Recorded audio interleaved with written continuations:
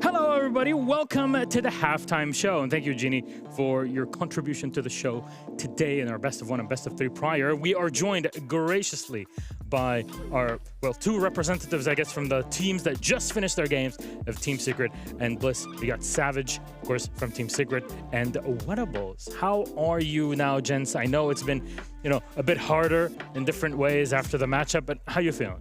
No, I'm fine. You come to these events, you win, you lose. You're going to take it how it comes. So, you learn from your losses and you improve by the next game. And Savage? I don't think that's quite synced in, I haven't really gone through the emotions because obviously my first major, first stage, but I guess tonight I'll know better how I feel. Takes a moment to kind of process all that, a moment to buffer here. But I have some questions for you, and I want people at home to kind of play this game, right? There's been a lot of trivia floating around. You see it in between also like EWL and AL matches where some players are asked trivia and all that. And we're doing the same thing here today, but live, all three of us. And I want you to participate with us to test your Siege knowledge. We've got 11 questions in total. We're going to go through them. Gentlemen, you have, I guess, here, Sharpies and cue cards. I'd like you to write your answers on there, and we'll display them on the camera one by one. Starting off first, and I hope you guys are also ready at home. What two operators are twin sisters? Oh, that's easy. We start off easy, and then we kind of ramp it up as we go. I think that's it's going to be the theme of today. We'll see how deep this has been. This was suggested by our good friend and colleague, Fluke. So thank her for that. And, of course, Bob, who's helping us with this all.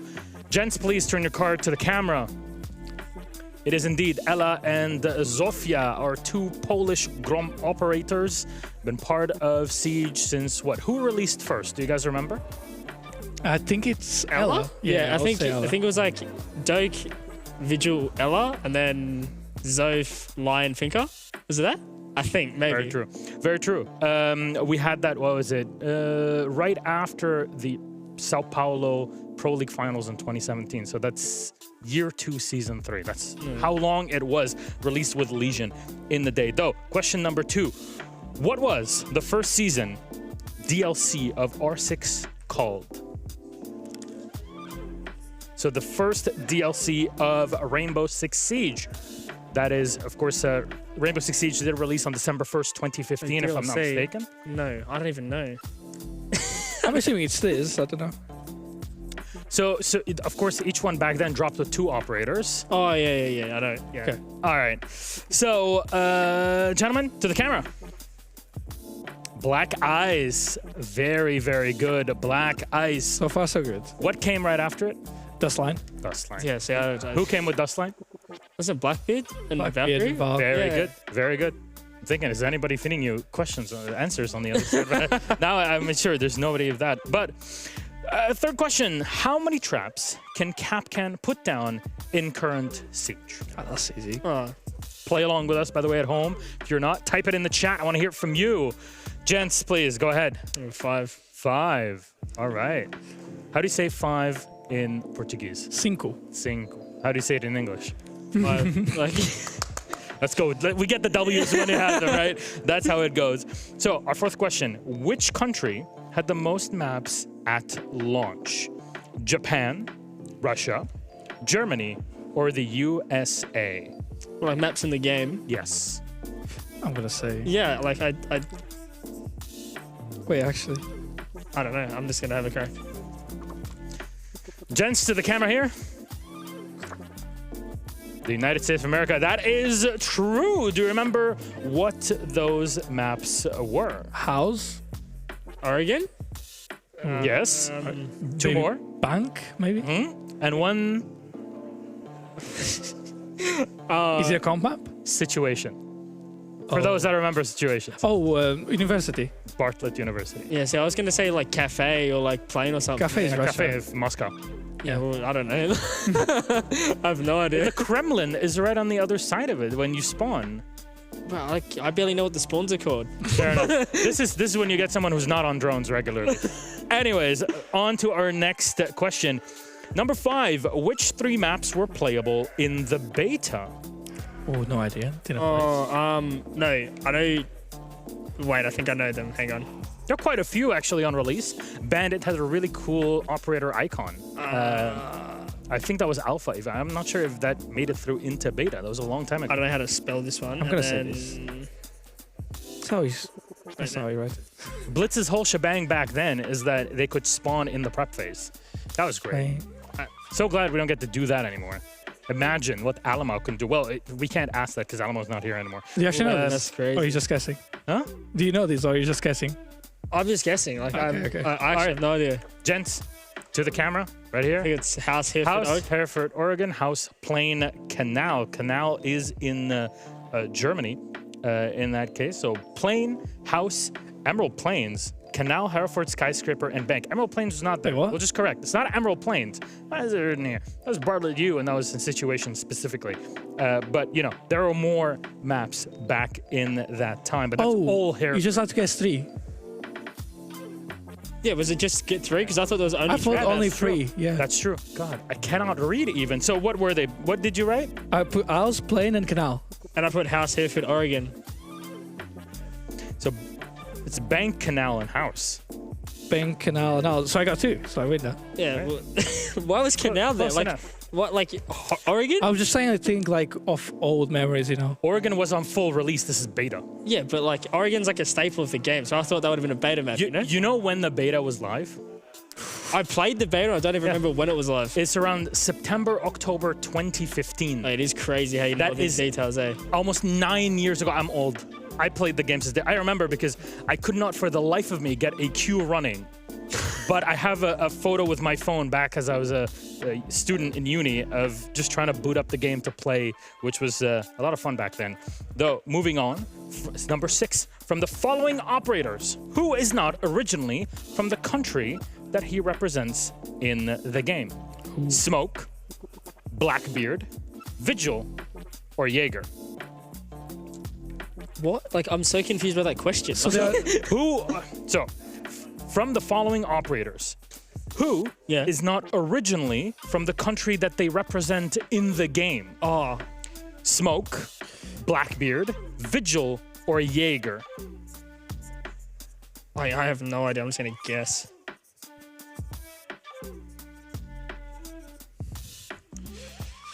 Jens, to the camera when you're ready. Blackbeard and Jaeger. Blackbeard represents the United Navy States. SEALs in the U.S., but they were born in the U.S. Whereas Jaeger, born in Germany, represents GSG-9, German Special Forces. However, in this case, it is a Vigil, as Vigil is originally from North Korea and has escaped as a child, where you know the story, drowning in the river, brother, all that. Russian Badger made a joke about it.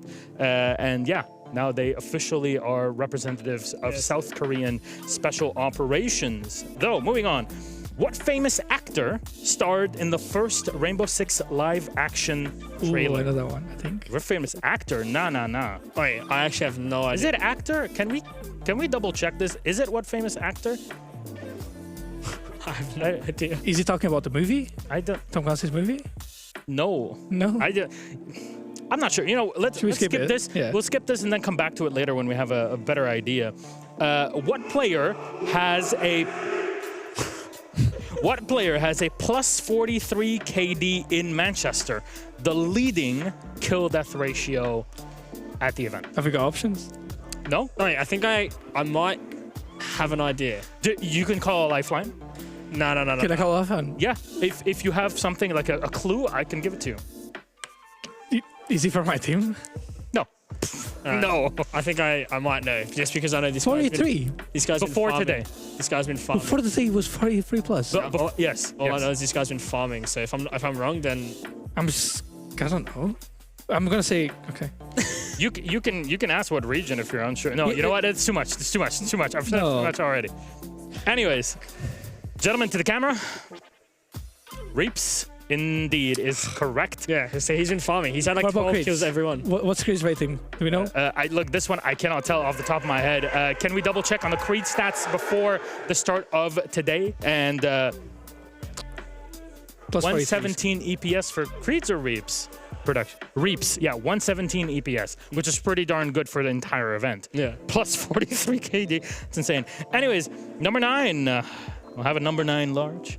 How many bullets were removed from the magazine of the P10 Roni? Rest in pepperoni. We've ran out of thingies. Just double up on that. Okay. Scratch up, budgets and all.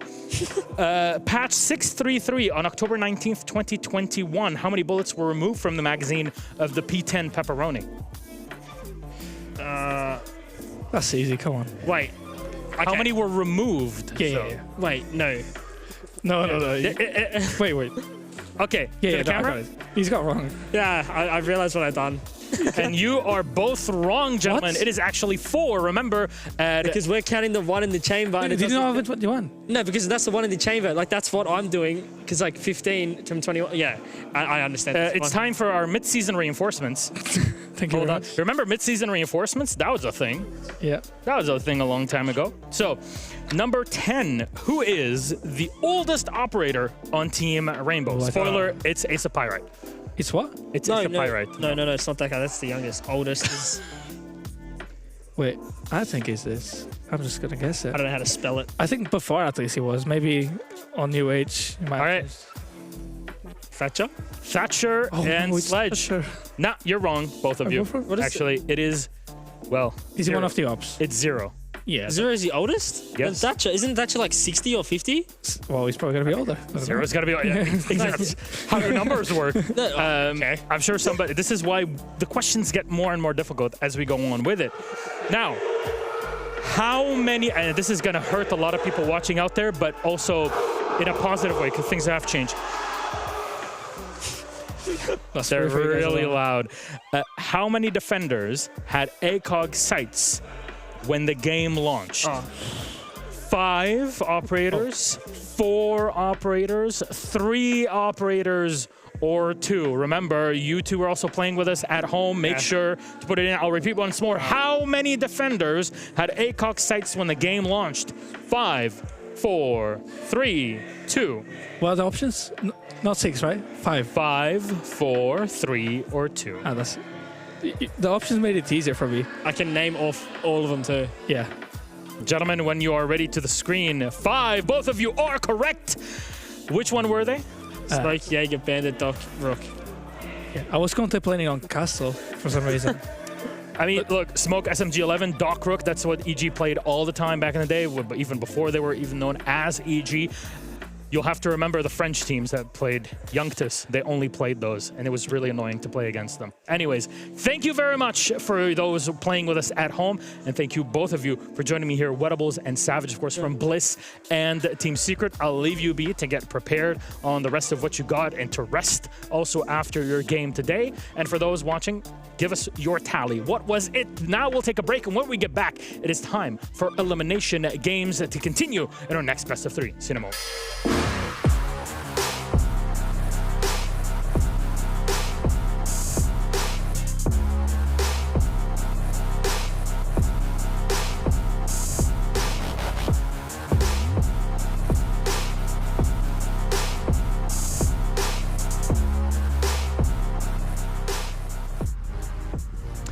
And there it is, our second and final best of 3 of today, 4th game for our Phase 2, Day 2, Team Liquid versus Spacestation.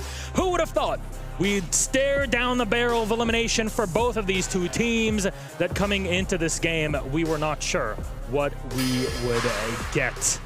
There it is. Welcome back to the Analyst Desk. Hi, I'm Milosh, with me are Alfama and Fresh. Gents, I hope you enjoyed our desk segments prior. I know you have some fun with it, but it's time for us to talk about Spacestation Gaming. Put them up on the screen up there.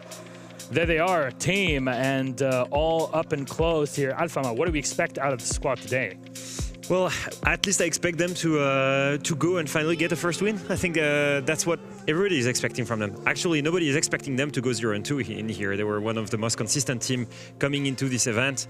I think the recruitment of Iconic kind of was something that they were betting on to really break the ceiling of the past events. They were consistently qualifying last year and never really achieving more than, you know, the quarters final finish. And I think right now they didn't have the best entry in the tournament compared to what they wanted. So Liquid v Spacestation. Jack, before this, if you had come into the major and said Liquid v Spacestation in Phase 2 fighting for their lives in here, would you be surprised? Yes and no. I think because they were both phase 1 teams, you know, there's a lot of Siege to be played. But no, the expectation of Liquid is obviously that they will go far in events. But that's all it is. It's an expectation. Look at however many events, especially over the last 18 months. We've had Liquid in more situations like this where they're fighting to survive their lives. Think of, you know, the game at SI up against G2. That was a lower bracket game very, very early on in that bracket. So it's something that we've kind of, in a way, come to expect from Team Liquid. It's a bit of repetition in that way. Yeah, and at the same time, I just feel like, you know, before we used to see them as heavy favorites of every major they were playing in. And then slowly but surely, they're not that heavy favorite anymore. They're always that favorite to, yeah, okay, maybe to go to quarterfinals, but they're not that one that you're looking at as a grand final potential winning team. You know what I mean? Yeah. SSG definitely kind of run the vibes on a different kind of level here. You see them with the peaky blinders kind of setup that they had, plus the toilet paper. What's that about, Zach? So the toilet paper first came out in that game against Bleed a couple of days ago in phase 1, where, and I'm just going to say it, where Ashen said it's because the enemy is going to shit themselves. I brought toilet paper. And who required it? In the end, Bleed actually did need it. They got back-to-back 7-0, so maybe they're bringing out as another good vibe. Well, I hope they have a lot in stock for it here, but we need to move on. Actually, I didn't quite hear what we were going to go to for afterwards, but we'll run to our Peaky Blinders outfit. Yeah. Actually, we go to the details of them because who better to rate it than you, Jack? Look, I mean, I don't know if I like it or not. These guys, you know, you've seen them in the Peaky Blinders, and we've seen SSG across a lot of tournaments have a lot of fun with things. We know about the gym workouts. We know about them, you know, having a lot of fun and having an identity and a culture. But what I'm questioning is it Peaky Blinders or is it Peaky Blunders? Because they're having fun. They're obviously, you know, dressing up as the Peaky Blinders, being very loud, very almost aggressive in some of their shouts. They just did a huge chant that we heard. It sounded like a tribe, but they're 0 and 2. So is it all worth it is what I'm asking. I just feel like it's the biggest difference between the two teams, actually, the mentality or the vibe. One thing I was noting down is actually SSG's run right now in phase 2. They've faced ITB and then BDS, not easily, you know, the best team to be drawn into. And one could think, you know, we're unlucky on this, but actually I was talking about it to Call Out, and he was like, you know what, good, because then it makes us better, practice makes perfect, and it's actually better that we face these good teams first. It's good that we have Maya and Iconic on the screen right now because you wanted to talk about them, Alpha Man, highlight them. Yeah, I think they were kind of the last hope for these two teams to really break the ceiling on Liquid side. It's to finally qualify, you know, to something else than a semi-final, to finally break that ceiling and win a major. On Spacestation side, I think Iconic was brought to be the endgame leader and then maybe to bring a little bit firepower. And right now, as per the statistics, I don't think that bet has really worked like they expected it. I think for both teams brought those players in as kind of being the guy that was going to take them through their ceiling, realize some of that potential, and we're seeing both teams in a 0-2 game. So you could kind of argue it's not necessarily worked out. That being said, there is still a lot of opportunity for both teams and both of those players to make the mark on this game and help carry their team through. It's a perfect moment for a full best of 3 to get through it. And you know what? That means we have to go through our map bans and see what we'll get out of it. Of course, with a 9-map pool, we have to eliminate some of those maps, and 6 of them. So Alpha, please, can you guide us through our first pick? Yeah, I mean, the first 2 bans are quite obvious. It's the perma bans from those teams. Liquid never plays Cafe, Spacestation never plays Night Heaven. Now for this first pick, Oregon, that's a bit surprising because it's actually a mid-preference map for both teams. Recently, Liquid beat Fluxo to qualify to the major in the LCQ on this map, and Spacestation has played it recently, so I assume they have a VOD. Yeah, I think it's the VOD, and also Liquid, and to be fair, Brazilian teams in best of 3s can be a little bit erratic with their map pools because they are known actually to have big 9 map pools. So for Liquid, in a way I'm surprised, but in a way I'm also not surprised as well. All right, moving on to our next map pick. We'll go to Border, all right. That is SSG's pick, where Liquid start off on the attack, Alpha. Yeah, not surprising to see SSG actually picking that one if it's open. It's literally the best map. They've a 6-win streak on it, but at the same time, it's a really, really good map from Liquid. So they've picked one of their strongest maps against one of Liquid's strongest maps, very different from the Oregon pick. It feels like that Border is going to be an absolute brawl. It's a map that you can be really expressive on, have a lot of identity, take a lot of gunfights, and be very quick and very ruthless on it. All right, our last 2 bans and pick, that'll be, SSG to take out Consulate, to take us to Chalet, all right, and where SSG will be starting off on the attack. All right, Alfama. It's actually probably more favorable to Liquid here, I think. Clearly, I think this is the best team, the best map for Liquid. They have a 4-map win streak. They've picked it the most this season. Overall, I think it fits their playstyle really well because it's basically Liquid has two ways of playing this. They have a very structured, methodical way of playing Siege behind Lagonis vision, and at the same time, they always leave Palu or Nesk trying to look for these opportunities, and if they find one, they will commit to it. Chalet is the perfect map to do that because you can spread around and still have that strategic playstyle. I think stylistically, all three maps are very, very different as well. Yeah. You normally see maps follow quite a flow where they will test the same skills inside of the map.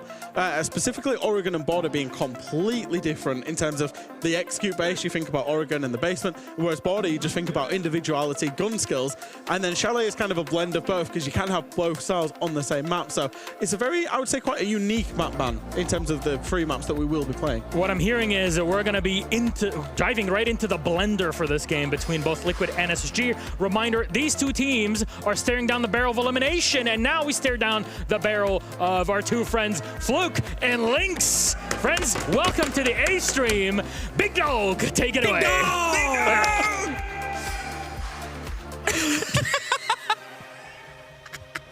That's our take. They said take it away. We said Big Dog.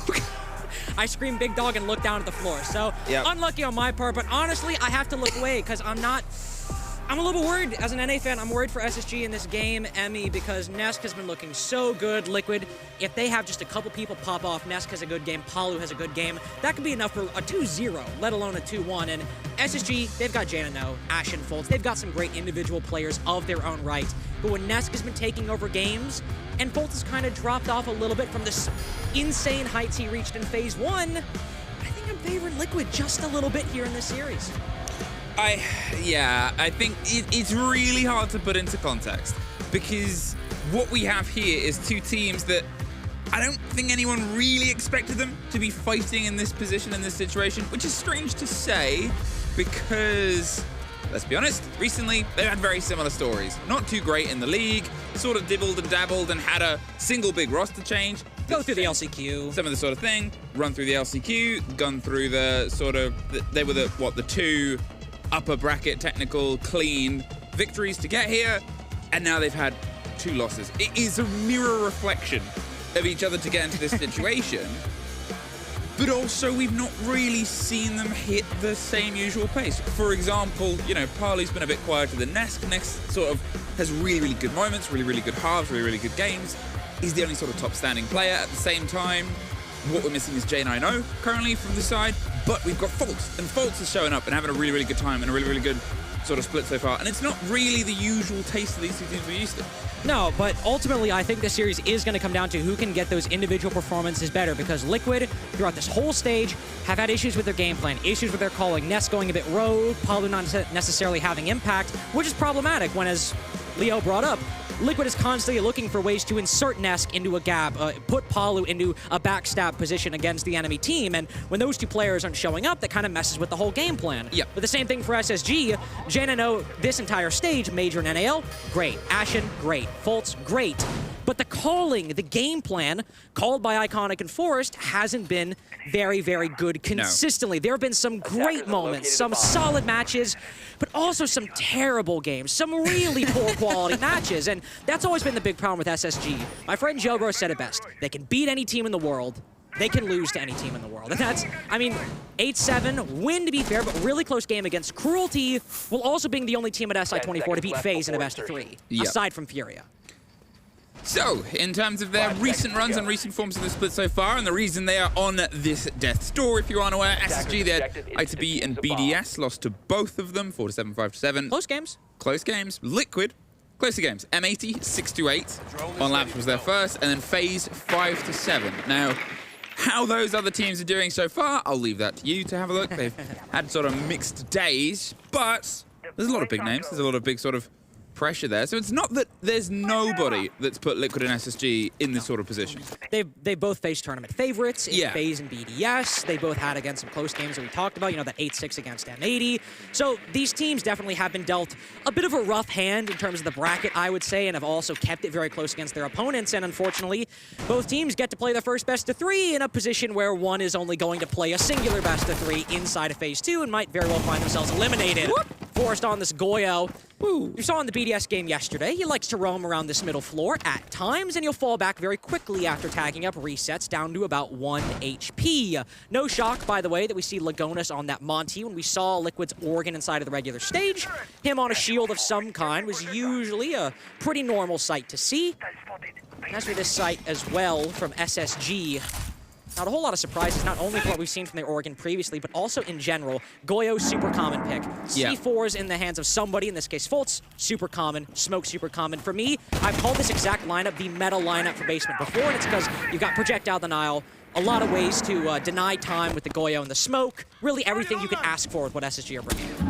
They're going for a bit of split pressure. It's the standard approach as well. Get yourself E-box open, get yourself some presence here on towards Laundry, on towards Freezer. Just go fishing, clear things out, and give yourselves options, because Oregon can change in a snap. Sometimes a single pull out, which is probably eyes on Lagonis, as if you've got a shield that's the driving force, is going to be their plan A, and plan B is when plan A probably dies. Remove the Goyos, remove that pressure, and keep your eyes on. Forest still has the watch. They're not under any too intense pressure as of yet, but as we fall under this minute marker, the heavy stack up here on the tower stairs, we're about to see some action. It's all going to come down to what use Liquid can get out of these Bs and the pressure that Lagonis is going to apply with this Monty. As the smoke goes out, Resets has really got to be careful. This is going to be a big problem. If he takes any bit more damage of that smoke, he's going to die. Ashen has one more smoke as well, and he's going to go fishing. Sees a shield and pulls right back, but 15 seconds now on the clock of that smoke canister. The pressure has to come here on towards blue, and at the same time on the barrel swing. Maya, you got to live a little and dream a little here as you go for the pressure. Lagonis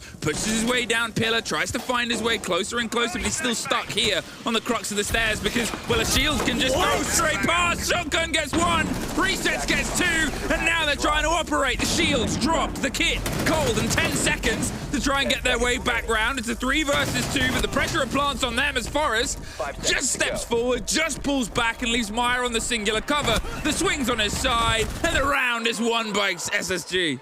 A close affair all the way through, though. Ashen, I mean, that's kind of par for the course for the young gunner on SSG. Says, oh, there's a Monty in front of me. I'll just run past him and shoot the guy behind him with his shotgun. Really bold play there to get that opening pick, but it's also good coordination and communication between Lagonis on backstairs, the Monty, and Resets on the Grim, who drops down E-Box and kills the guy Pillar, but then also takes down Ashen as he's walking back down Big Tower Stairs. So huge individual play from Resets to open that side up, and that's what Liquid needed at that point. SSG's utility usage was very good. That smoke on Back Tower Stairs, always wasting time, and they needed somebody to overperform, like Resets right here, to get that kill on the Warden and the smoke. But unfortunately, it's still only 15 seconds left. If one, maybe even two 1v1s don't go your way, that's the difference between a 4v3 or a 2v3, as we saw SSG end up facing and end up winning as they take their first win on basement. But if we keep having close rounds like that and hectic sets of engagements, this game will actually be quite as exciting and chaotic as I thought it would be. You want excitement, right? For an elimination game, I would prefer This is it. This is all or nothing, really. And well, it's not even all or nothing. It's some or nothing. Yeah, it's like, oh, maybe playoffs versus no playoffs. It's maybe or nothing. And, you know, you have to sort of hit the ground running here. All the conversations we've had about these two rosters, how they were slow to start within the league, how they struggled to get their teeth into some of these engagements early on and they build into maps. You just can't have that here. It's a best-of-3 series, sure, but whichever one of these teams is the first to wrest consistent control of the momentum, that's it. That's done. And that's why SSG can be such a worrying team to play against. We're only one round in, but I feel, you know, I'd remiss if we didn't bring up that at the previous major, they were in this exact same position. They went down 0-2 and then fought their way back to 3-2 and qualified for main stage. And this team can always find momentum. They never feel like they're out of something. They like, you'll always hear Iconic or Ashen, somebody say, yeah, we like it this way. We like having to fight with our backs against the wall to fight our way through. They can always find the energy and the momentum to carry forth. Only one round in on the Oregon defense. I doubt there's a whole lot of momentum to really need to be had right now, and Liquid seem to be picking up the pace with this clear through Garage. Iconic is in the one little place he can be a little bit close to safe, but not safe enough. Caught underneath. Lagonis was adding pressure, but now the pressure's come onto him, and how? J90 clipped the wing. It's a 3 versus 3 as Ness able to find one on the rotating player up the door. They sort of full sent their SSG, and they're still sending. The post has been delivered, and it's full of bullets. They decided to crank it.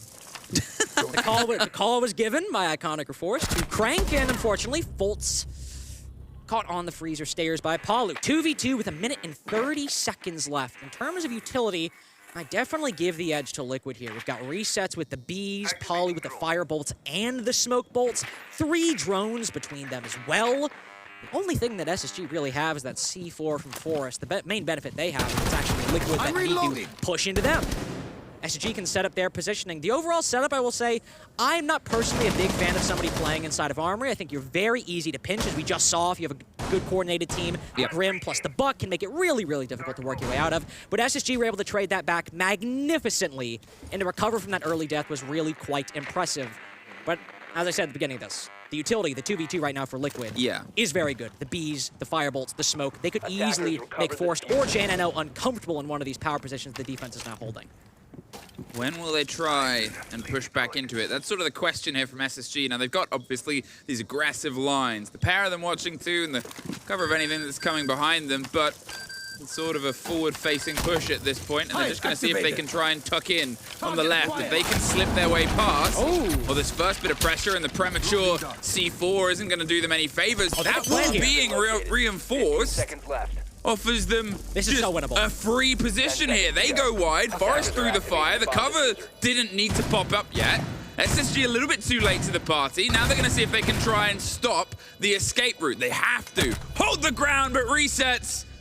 Holds the line, and Forest silently on the back end. He's got to make a bit of noise, give himself an option so they have less thought. Misses the first flick, but somehow pulls back to it. Not entirely sure. I'm assuming they thought they hit the rotate, but turns out they didn't. Turns out they did not. Forrest may be getting a little ahead of himself right there. Definitely could have reloaded with the SMG-11 before sprinting through the concrete doorway. But really well played 2v2 by Liquid right there. I didn't even know the top white wall was reinforced, and then once I saw that, I'm like, oh, they're winning this. Because as I brought up, they got the fire bolts and the smoke bolts, didn't even need the ladder. And they've got the bees to know if somebody is pushing into concrete or through the only other avenue of rotation, which is right around the billiard table, as you can see right there, where resets kills the Aruni. They had so much utility to get the intel where they were playing, and then firebolt them off to stop them from rotating inside of the site. It's part of the setup. You decide to reinforce at the beginning of the round. You don't know how it's going to go, but once Liquid read that and had the utility they did, it's a very, very winnable 2v2. Billiards table. Foosball table. Foosball table. You know what I mean? It's a table. You play a game. Yeah, I know. I don't want to, like, if that's the thing you got to be fact-checked on, then that's good, right? Foosball. Who even plays foosball? Apparently the people in Oregon. 10 seconds left. Made up. If anyone in chat is from Oregon. Sorry, if you're from Oregon, I didn't mean to call your state made up. I'm from Indiana, so we don't exactly have a lot going on. Clearly, Do you have food? Yes. Yeah, clearly not. Yeah, it's not made it to the Midwest yet. They're going to keep the site rotations hot, find themselves down towards meeting and the big old stage side rather than go towards dining. You get yourself the stretch. How aggressive they're going to play it? Well, pretty aggressive. They've got themselves the deep opener, as you see here across the stage. Classic. Usually you'll see, you know, people step in towards the bottom of the big tower, sort of set themselves up, give themselves a bit of room. No room this time. SSG more than happy to sort of say, come on in. And we'll knock you back out. So the pressure's probably going to have to come towards dorms in the back end. This has become a really common play on the meeting bomb side, is to have somebody with that shotgun on back tower stairs. This is a very familiar position for Ashen as well on multiple maps. On Consulate, for example, he's always holding yellow stairs close quarters with a shotgun. So it makes a lot of sense here to put him specifically in this position too. This is a spot he often, well, not only loves, but often thrives in as well. And for this side, it makes sense, especially because if we see Liquid's lineup, Lagonis is going for that Osa plant, and Ashen might encounter somebody very quickly, as I believe that is Palu. Capitao. Palu, yes. Yeah, I was thinking that maybe they had an idea. They were going to try and Capitao bolt him up, fire him up, put the pressure on and catch him on the sort of split round, but with Nesk all the way on the top with the sort of pitter-patter that's about to come through. Again, the openings that run along that dom's wall and the attic's wall, it means 2 stories, nothing is safe. There's that firebolt I talked about. There's the pressure on the player, and there's the execution. Nice. As called, a perfect pinch.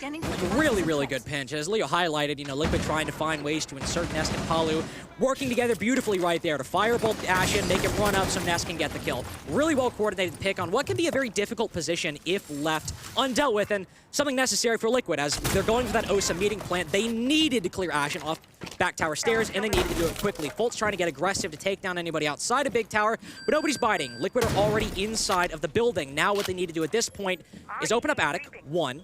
get the bit of control, but also push J9O back right here. And guess what?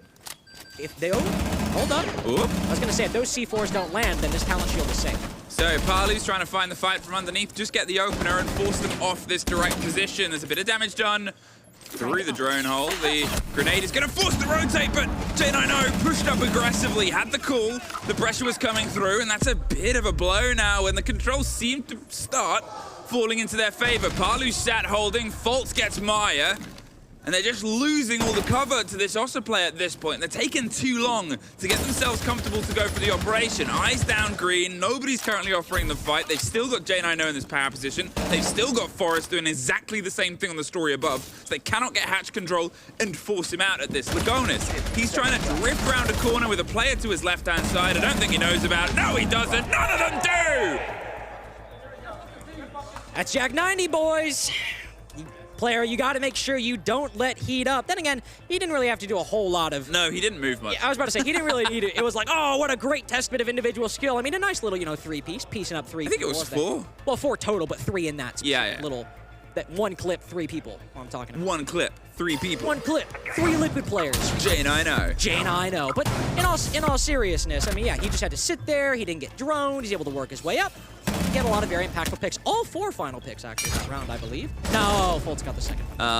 Fultz. Look at that.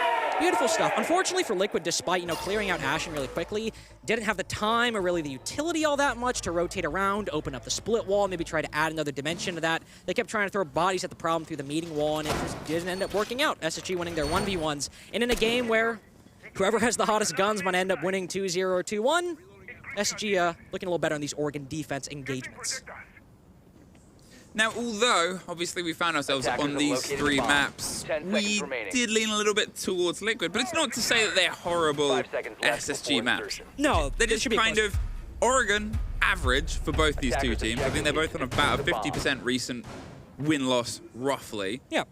Border just always gets banned against SSG, usually. I think They played it like once at SI. Yeah. And they beat FaZe, so... And then everyone is just like, nah, let's not do that again.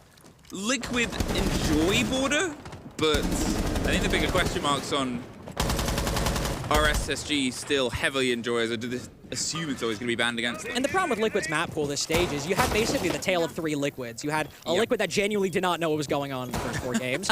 Then you had a Liquid entirely carried by individual performances for the last part of the group stage. And then you had a Liquid during the LCQ that was actually starting to get their stuff figured out and look genuinely good as a team. So what Liquid are we going to get on this Oregon where they had basically a performance from each of those phases on this map? Who is going to show up? Well, they've got 1 attack so far on Dorms nonetheless, so the Omen is looking pretty good. And remember how close that basement round came down? It was a 2v2 that SSG had to win. So Liquid were good at getting those engagements as they converted down to the bottom floor, but are they good as well at finding this solo roamer upstairs at the top of Big Tower?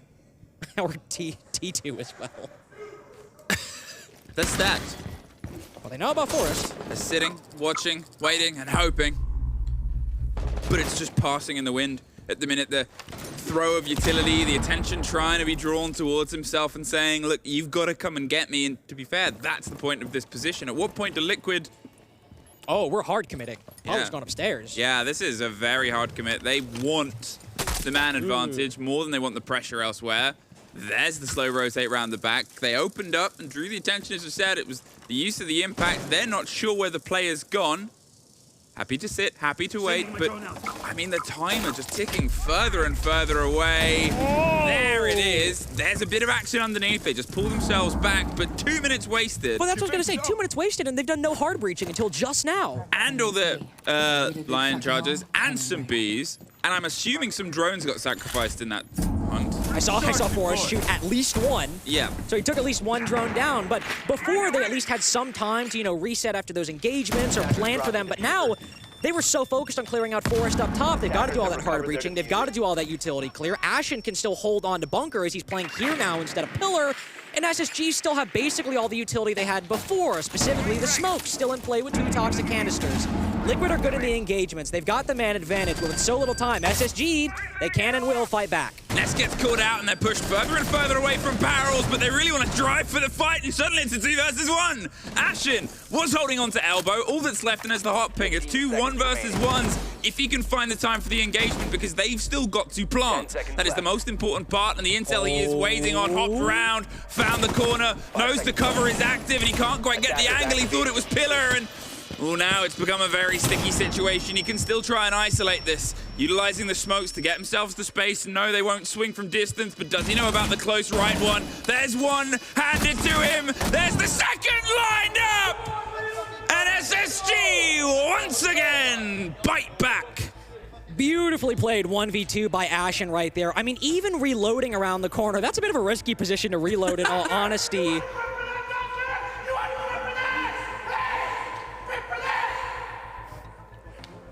Ashen's somewhat excited after that 1v2. I think Ashen's having a good time.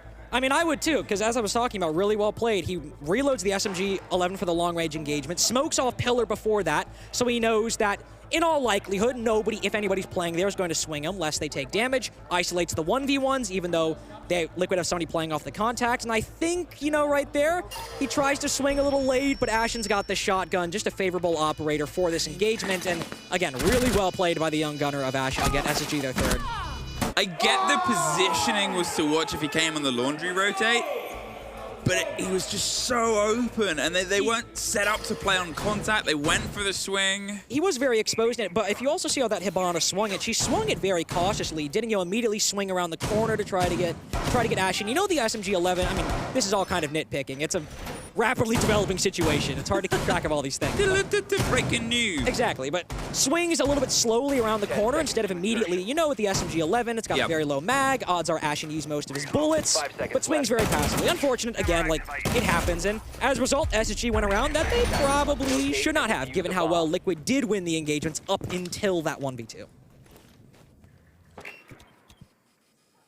3-1 SSG, and I'm seeing some of these problems that we've had a little bit of Liquid recently. Granted, usually on the attack, those slight missed moments, there's slight disconnect. And I'm not saying it's massive. You can see the idea, you can see the concept of the hold and the communication, but there just seems to be this developing trust between the teams and between when they're acting, when they're sort of reacting to each other, regardless of when Nesk and Palu, who are having that sort of outstanding tournament for the team, as they often do, can get themselves active and impacting up towards dorms, obviously. And remember, the pinch last time was heavy towards this position, on towards Armory with the Monty shield. They don't trust that it's going to work this time. Oh, that's not going to work either. Deimos gone. Faults on the back end, I'm assuming from a T2 window. You'd assume so. Oh, on the stairs. Just on the stairs. On the T2 stairwell. The T2 stairwell. Right next to the window. Take down the Deimos too. Don't worry about those death mark trackers potentially powering a position. Maya with a little bit of a backstab. No kill so far. Gets his first on a pre-fire to Iconic. Oryx found out pretty easily inside a kitchen. And Jane, I know, also in an extended position. So there's a very real way, especially now that they've spotted the castle, for Liquid to claw this man advantage back. Maya going in for the kill. Jane, I know, just barely gets the flick. No damage done. The more important victory is he gets back safely. Doesn't end up dying to that buck moving through kitchen down below. And Liquid also recovering from that early loss of resets. SSG have done a good job, like I said, at winning these 1v1s, and Fultz in particular. Now down below is completely found the buck. He's got another one in his pocket right here, if he plays his cards right. Got another close fight. Palu's got a great shotgun for it, but maybe not at this range. Just needs a scrap and a snap. Fultz, he fires and pulls back. Palu uses it to cross the divide and go for the engagement. He's as close as anything. He hit utility first, but then still got Fultz on the back end, but again, the time is being pulled out of the approach here. They've got Palu on a mission in the basement, hunting a man who's already killed 2 other people. And it's just pulling all of this focus, where Liquid is struggling on the landing of the site itself. A quick pick back up towards Armory, towards dorms, you assume, but, you know, look at what they've got left. No hard breach charges have been utilized, but both pairs are gone. If they have to hit it, they've just got to hit it from the doorway. They've also lost the soft on the rotate, so it's a bit of a nightmare push. Yeah, and they also don't have the Capitao Firebolts to lock off positions. They've just got 3 Bs to try to clear this intel, and with only 1 drone remaining, the Bs are the only way they're going to get intel at this point. Forrest can use his C4, Janin or Ashen could wrap around and find a gap in where the attack is pushing, and now we're down to 15 seconds left, so how is Liquid going to win this? I mean, by a massive mistake from SSG, the quick up the hatch is quickly locked back down. There's nothing to cover any of that, and they're caught in a crossfire. They didn't intend to get rid of the 2 operators who had the heart breach charges. They didn't intend to limit the progression with the removal of the buck, but it worked out perfectly because anything SSG wanted to do at that point was just entirely cut down. And unfortunately, you know, Liquid are kind of they're dodging the main quest and hunting collectibles ultimately. You know, SSG's throwing these little kind of different misdirections their way, or players that get caught down in the basement. Fultz just wasting time doing his own thing. Iconic doing his own thing downstairs in kitchen. Ashen actually says in chat exactly what I was about to say. Ashen said, haha, nice timeout last round of the half. I was actually going to talk about the same thing, which is I get the idea. Oregon attacks can be very important, and it's not like there have been any major glaring flaws in Liquid's play that need to be solved right now and couldn't be solved by Lagonis in round, but if you don't win this round, you don't have a timeout for the defensive half, which could go great or could go poorly. SSG, after all, in their BDS game, did go 3-3 on their attacking side. It was actually the defenses that proved to be a bit of an issue for SSG in their game yesterday, so they certainly can attack on this site, and they can certainly attack when the game is messy, as this game has been so far for the attacking team of the Execute. You get a little bit worried. You get a little bit worried here. Now, Liquid are fully able to rally, fully able to return. They've played many series across their time, and they've got themselves sort of set up to come back into fights as well, but they just have been missing a lot of these moments here. They haven't felt as sort of connected with the heat that this game requires. Yeah. You step in against SSG, you'll find a quick game. You'll find quick firefights. They're not going to sort of sit back. They're definitely not a passive team. Left before insertion. And to kind of build off that point, I mean, look at the stat line for Liquid right now. You know, Reset 6-3, Palu 6-5, great, but Nesk 2-5, one of the highlight players of the tournament so far. Maya 1-5. You might still be thinking, well, you know, if a team usually needs about 3 players to do well to pop off, Liquid are already halfway there. But think of how close these rounds have been. Yep. Think of how many sheer gunfights have happened in a round-by-round basis. And you have one of your star players not popping off in Nesk.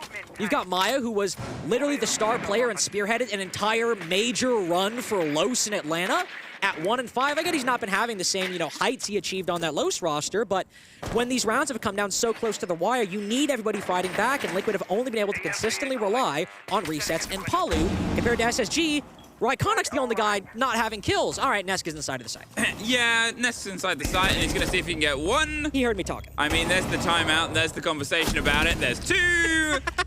And Nesk I should shut up. a little bit bored of waiting. There's Forest getting Lagonis above. J9 does get Nesk, and suddenly it's a 3 versus 2, but they've reclaimed control of their sites in a 2 versus 2. However, J9, Ashen, massively out of position as they were once before. They've got to try and rebuild from the same. At this point, with the fight going towards the mirror window, almost beckoning and begging for an engagement, but it's not going to come at this point. J9. Oh. Okay. I'm wrong. He just decided to try and push out and take the fight. That's Great a bit of ballsy motion. I was going to say until Ashen shows up on green, but I guess Ashen's now in that position.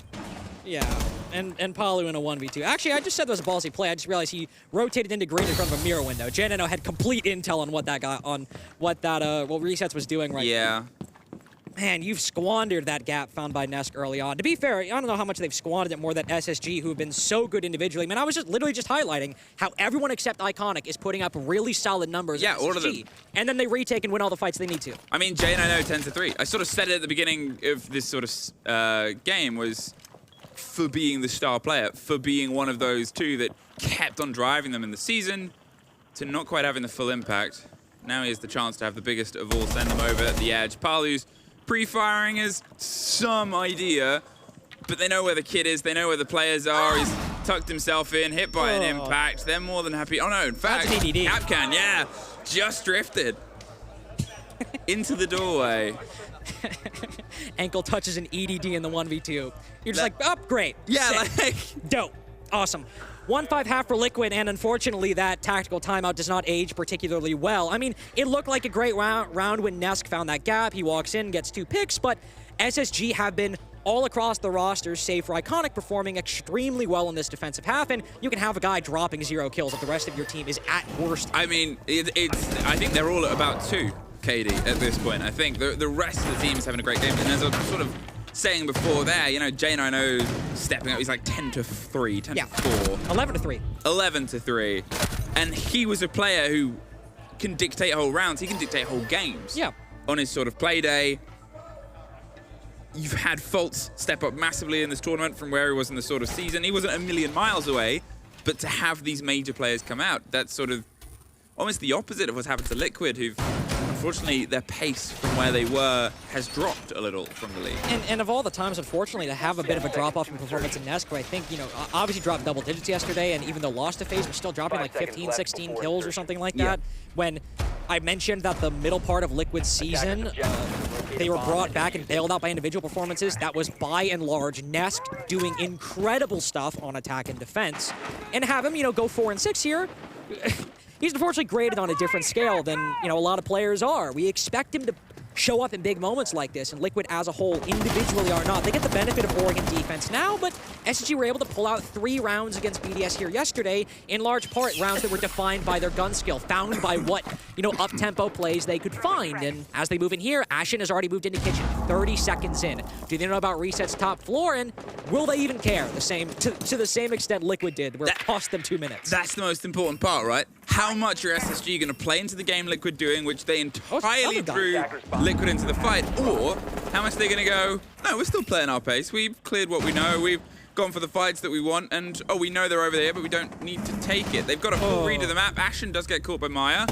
Forest goes and gets at least the trade back and a bit of revenge. Being read by, well, no longer an Echo drone. But that's at least 1 fight, 1 out on the far end. The trade between Ashen and the Bees and Maya on the mute, I think Ashen's probably the worst one you'd like to lose there.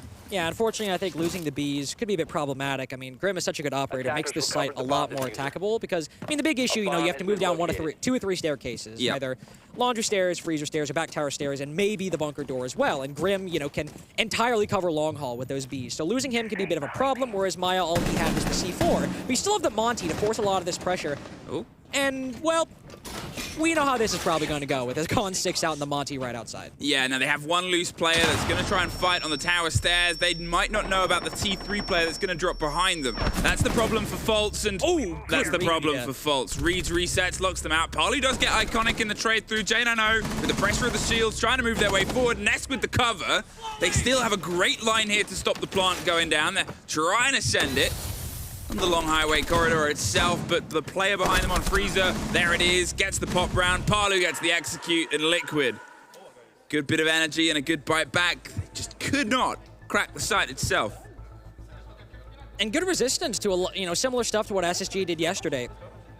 Putting J9O on that Monty, trying to force control through either bunker or pillar were the 2 main positions that SSG like to focus for. You know, they sent him down back tower stairs yesterday one time, sent him through bunker doorway today. Liquid definitely ready for it, but also without that Grim, like we mentioned, and no Ying on the board, obviously, as she was banned by SSG. You don't have as many operators that make pushing down the floor easier, you know, informing where players like Nest or Poly are playing it. Look at Long Haul right here. You throw a smoke grenade down, how nice would it be if you had Bees covering that whole hallway that told you if Palu actually pushed through that smoke? So losing the Grim instead of the Capital right there, it's not really a big mistake by SSG. Maybe Forrest is a little bit behind the trade, but still, the utility you lose could have made that execute a lot better for SSG. Still at 5-2 though, so you can afford to lose. I think that's the sort of underlying point, right? I get the heat needs to build up, but on Oregon, it's one of those sort of coin flip maps. You don't really know the full shred on it until you get both. You obviously use that tack timeout at the 4-1 point. Can't recover if the defenses go awry. Exactly, but at this point, if one defense goes wrong, then you're looking down the barrel of the next map. You're looking down the barrel of a border versus SSG, a very untested...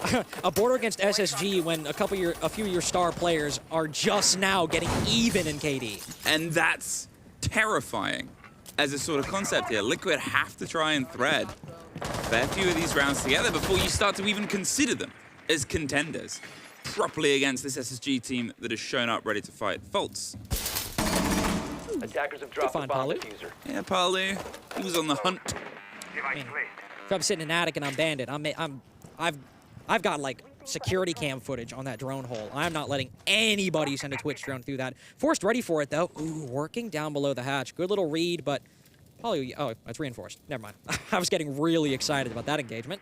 But Palu, a little bit better at thinking ahead than I am, apparently. So very good stuff right there. Liquid are not playing very aggressively, which I think on Dorm is very sensible. They've got Neska, so you can see, pushed up deep inside a bedroom with a closet with that shotgun, a pretty common position. And now SSG opening up the attic wall on the opposite side of the map. Still, I think, trying to figure out exactly where they want to push. If they want to go through bedroom, they now know Neska's playing there, and they will have to deal with him at some point. All the pings in the world won't get you the direct fight, but you can see SSG is cooking up their approach. The pressure across attic was nothing that Liquid ever really dabbled in, so we'll see how ready they are to try and knock it right back across. But again, it's fishing. Ashton seeing that he could maybe approach the top white. They've been doing a lot of work around the armory side as well. They just need to sort of have the call, the conversation of where they're going to snap to. One of those things that obviously, since Iconic joined the roster, or rejoined the teammates for a lot of them, they're trying to rebuild. The pressure comes from Forest, around the double window, just underneath the rotate between the two bedrooms, or the two dorm sites itself. Neska's still stepped up aggressively. The only issue is, I mean, the utility's great. You've got the Buck from below, you've got the Capitals and the Grim Bees, but they need to decide where they're executing. Are they going for a big window white take? Are they... It's clear they want to do that now, but in a 5v5 with everybody in dorms still alive and people could rotate around and your dorms player gone, Liquid can repel this. Iconic, again, removed. A horrible game he's having right now in terms of the kill department, but the team can still try and push the pressure over based on the plays he might have put forward. Palu, he's on a little bit of a thinner island to try and hold on the double fight, but the pressure as the blinds come across, resets. J9O, Palu's still tucked, still healthy. You're looking at what's in the pockets right now of SSG and thinking, where's it going to get thrown? It's just those Capitao bolts. Neska's locked on a corner, Ashton gets down, they've got the watch on top white. The other player can't even get into the building in time without just screaming up the stairs. It's two players about to find their way up the same position, and they just took too long. Too long and a very formless idea of what they wanted to do in the round. They open up attic, but then they don't really use attic later in the round. They solely focus on big window and white, but because they rotated there with 1:15 seconds left and Forrest had already used a lot of his skeleton key shots, they can't, open up the floor beneath dorms to push that guy off the window. They've only got the Grim Bees to do that, but oh god, the top white door is barricaded. So if we open that now, we're gonna telegraph what execute we're going for. The idea, I think, for SSG at the beginning was to try and look over towards attic and, maybe incorporate master bedroom, but then they rotate without a whole lot of utility, without a whole lot of time, and without a clear game plan for who was going where and what they were doing. Unfortunate, as we mentioned, they still have that 5-2, now 5-3 lead, and because they were able to go on that 5-1 just 2 wins on the tertiary site will be enough to secure a 7-5 regulation victory on their opponent's pick. So if they can win one here, they get match point, and they're still very much in contention for a regulation win. Taking a timeout, Mr. Lynx. Hello. 10 seconds left. Last defense round, bad idea. When do SSG take it? When do SSG take it? Yeah. Do I have to answer now? Yeah. Feel the pressure. There's the color caster. Color away. Give me... I think Liquid fight back. I think this goes to overtime. Okay. The reason I think this goes to overtime, right, is... It's kind of what I asked you. I asked when you think SSG's going to take the timeout. I'm the king at not answering the question. And then still yapping for 45 seconds. I see Forrest go on the Nook, and they're clearly trying to, I think, find a gap somewhere. As, super great color read right there. Nook gonna lurk. Whoa! Crazy! I don't know about this one, Chief. But I kind of worry that we might have a similar situation to the previous round where they don't have a great idea of what their end game is, what their win condition is, and we end up seeing them kind of mill about for 2 minutes looking for a gap that may or may not exist. Whereas I think, we see, Nesk on the Solus, Maya on the Valkyrie. There's likely some roamers on the board. You usually have to when you're defending meeting. And what do you know? Nesk all the way upstairs, Maya all the way in shower. If they want to go for a bit more of a roam clear or a pinch around the map, there are players positioned further out that they could try and get a kill on and work a man advantage. If that happens, well, we're looking a lot better. Scanning. Steady with their approach. They've got a lot of time to work with, and think about how we saw the approach last time round from Liquid. Again, very different takes here, coming in from the NA side versus the Brazilians. They're not going for the tower setup. They're not going for the full sort of deploy and the Osu play that is often sort of prevalent. Instead, force the back end. There's Forrest getting the head of Palu, but traded instantly. By resets, the Nook was able to sneak in, as you brilliantly predicted with your high tier color, but unfortunately you didn't expect resets, and neither did they.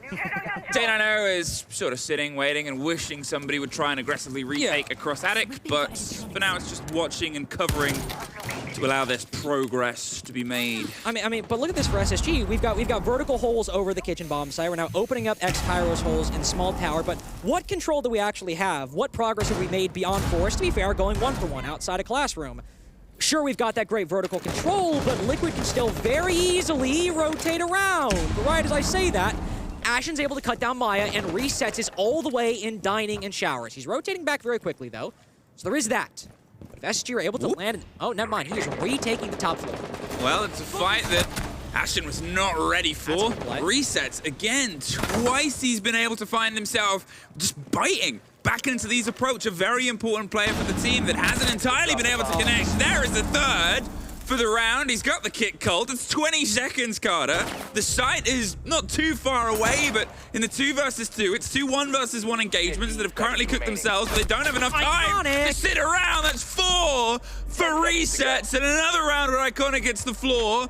J9O, a 1 versus 2 situation. He was on the other side of this, on the exact same side last time, and this time, same result. In that the defenders win. Different result in terms of the teams. What is the game plan for SSG? We see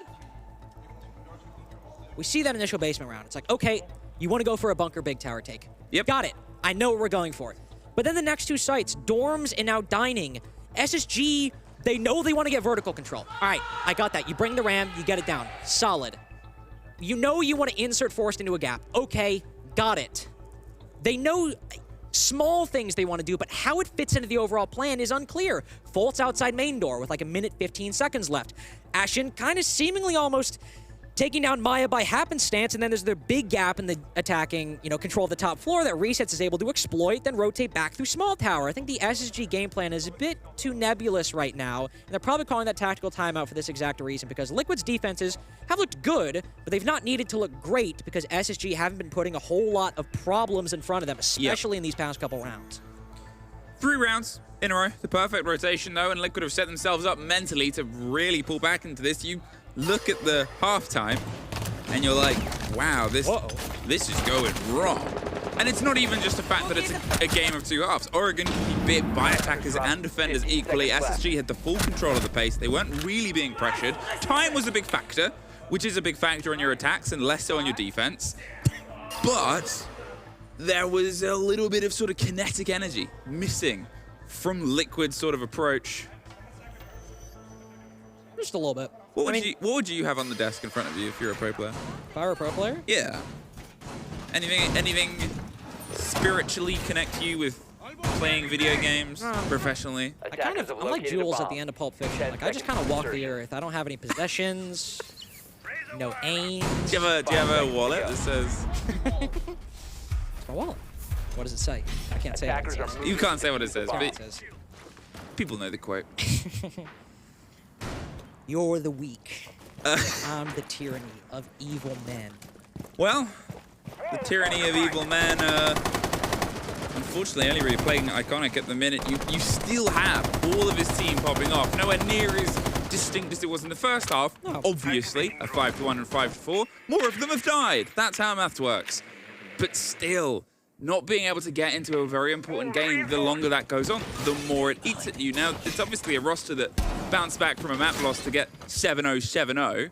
First time ever. They have the ability to rebound, but They do, but what I'm interested in, by the way, we take that tactical timeout, and this lineup is overall, and where I think, they want to end up on basement is very similar to what they brought previously. The big difference, of course, is, we see J9O actually being the tip of the spear for this roam clear, right? He spots the Goyo in freezer, hatches, is open, so Goyo can just fall back. So, good push, don't get me wrong, very safe, very secure. You push the main roamer back within the first minute. Nobody's going to complain about that.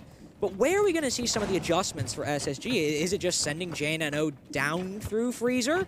Hopefully maybe keeping Ashen alive for a good portion of the round? I mean, we did also see, talk about what SSG did yesterday.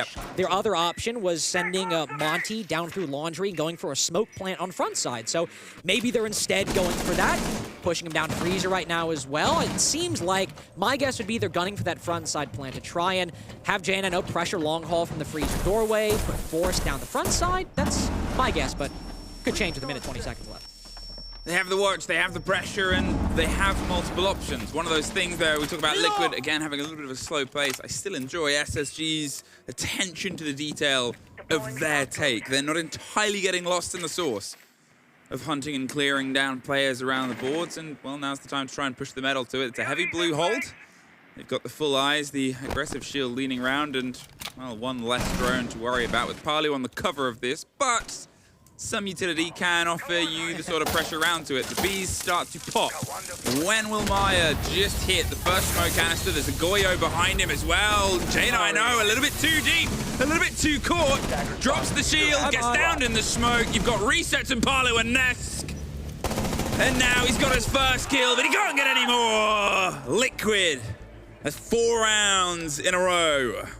That's just a rough way to die. Yeah. If you're Jane, I know. Like, if you're anyone. I mean, they did end up going for that front take, by the way. If I do. Are you drunk? It was just typed in chat. Yeah, Maya said, Montaigne, are you drunk? And that's kind of what I was going to talk about, which is, I know what SSG are setting up for. They want to go for that front take. Fine, I agree with that. But you have a Twitch on the board, you're sending your Montaigne down freezer, and either you don't clear out the Vulcan pack with the Twitch, or if you want to interpret it charitably, maybe Fultz tried to and the Twitch drone got shot, but that's kind of a key piece of your execute. If you want the Monty to pressure up freezer hallway to, one, leave him by himself, and then get pinched by a smoke canister and a Goyo pack. It's a huge oversight or a huge blunder from SSG, and then trying to push front side, and basically the laundry position's still alive, the closet player's still alive. I don't know, I saw Ashen write it down before the game started. It said doctor. They were yelling doctor before the game started, like by the catering, so I don't know. Doctor, oh, so yeah, if you don't know, Liquid's assistant coach Tisei was SSG's assistant coach at Atlanta and SI? Maybe just SI. Okay. To defuse a bomb. Nice guy. But why is he a doctor? I don't know. On toilet roll. I don't know. Probably one of the many SSG inside jokes they have. There's a lot. There is a lot. Ashen. Quick in and quick down. Obviously, hoping to maybe try and find a bit of a loose thread, but Liquid haven't really done that. No. They're keeping themselves, I'm not going to say entirely close to their chest. All right, well, all right. Sounds good. Yeah, that's not great. Forrest, he's smirking after that one. That was a freebie and a half. Just walks up, or rappels up on Blackbeard, gets the kill on Maya, and that's something SSG have felt like they've been lacking the entire half, even if they pushed Roamers back early like we saw in the previous round. All right, well, we saw the Twitch drone there last time, and unfortunately there's no Twitch on the board, and he's able to bandit trick that for free. We've got 3 hard breach charges total, but we're starting to get into a similar position where SSG were last time. It's like, okay, you want to get attic early, but then do you still want to go for that big window white take by the end of it? Do you want to go for something more bedroom side? With Forrest on the Blackbeard, I mean, he's likely going to be on the foosball rappel or the generator rappel, whatever you want to call it. He's likely going to be there for the majority of the round, but SSG, I want to see a clearer game plan to start, because this hard breaching on bedroom and attic wall is being effectively dealt with based on Liquid's entire lineup. Good night. There's a bit of revenge onto the Blackbeard. No shield can stop you from being shot like that. Lagonis gets the cap, and that might pull, again, some of that focus. They've got to see if they can try and rally themselves in when you have this. The ability to quickly zip your way up, to utilize it inside the hatch, which went horribly wrong. You try and find a quick rotate to replace the dead man. Okay, I know the game plan is now open up the bedroom and go for this now, but I mean, Ashen's just face-checking white stairs with a shotgun. We are not doing our due diligence. We have 5 drones left up, and he's walking straight into defenders. We've really put Nesk in a difficult spot. I'll give them that, but it's still a man advantage for Liquid. Nesk 1 out on both sides. He got the Capitao outside, swings, and gets the player entering on towards the close wall, the walk-in wall that Fultz now drifts in, but with 40 seconds just lost. SSG aren't problem solving. They are just not effectively countering what Liquid are throwing at them. They make a good adjustment. The defense does. They bring the Bandit and the Tuber out. They've got the Bandit in attic, the Zoto canisters in bedroom wall, and SSG, they try to open up attic. It gets Bandit tricked. And then they try to open up bedroom way later in the round, like a minute, 10 seconds later. It gets Zoto'd, and what do you do? You don't really have time to react to that. I love that frustration. That is a universal frustration. Look at this, one-tapped a Blackbeard. Being shot by the Blackbeard through that window. Oh, are you serious? Everyone has that on any ELO, on any platform. Okay, yeah, that's why I was like, there's no stopping that. Because Lagoatness. Remember how I said that I think Liquid would actually push this to OT? Yeah. I think Liquid win this 7-5. I'm going to be so honest. How demoralizing would that be? I mean, it's Liquid's pick, to be fair. You know, SSG still... No, 100%. Yeah. SSG still have Border coming up, and honestly, Liquid aren't really winning this off of crazy individual performances. Nesk has, sure, bounced back since the first half, and Palu resets have double digits, but they've just put forth strategies. They've said, all right, we're going to play hard breach denial. All right, we're going to retake vertical control when SSG take it. They've just put forth these ideas, and SSG have said, okay. And then they don't really have a good counter argument. Ashen's running up wide stairs without a drone. Players being caught by themselves. They're not coordinating. We're flooding in without clearing utility in front of J9O. It's just been a bit of a blunder of an attacking half for SSG. And I mean, of course it's been. They've lost 5 rounds in a row and could very well lose 6 in a row. Liquid have heated up. Now they're boiling. And, well, they've got the first read, but I don't think they opened the pressure yet. They want to sort of keep a bit of maybe false sense of security as the pressure comes across the top. Nesk just going to get the impact off. Still doable. Stops it being a rotate, but it's still an angle and still not cause for concern, but cannot play as directly behind that shield as before. Palu, he's feeling a little bit frisky. I like this positioning from Nesk right here. I mean, Ashen's watching the rotate. He's not sure.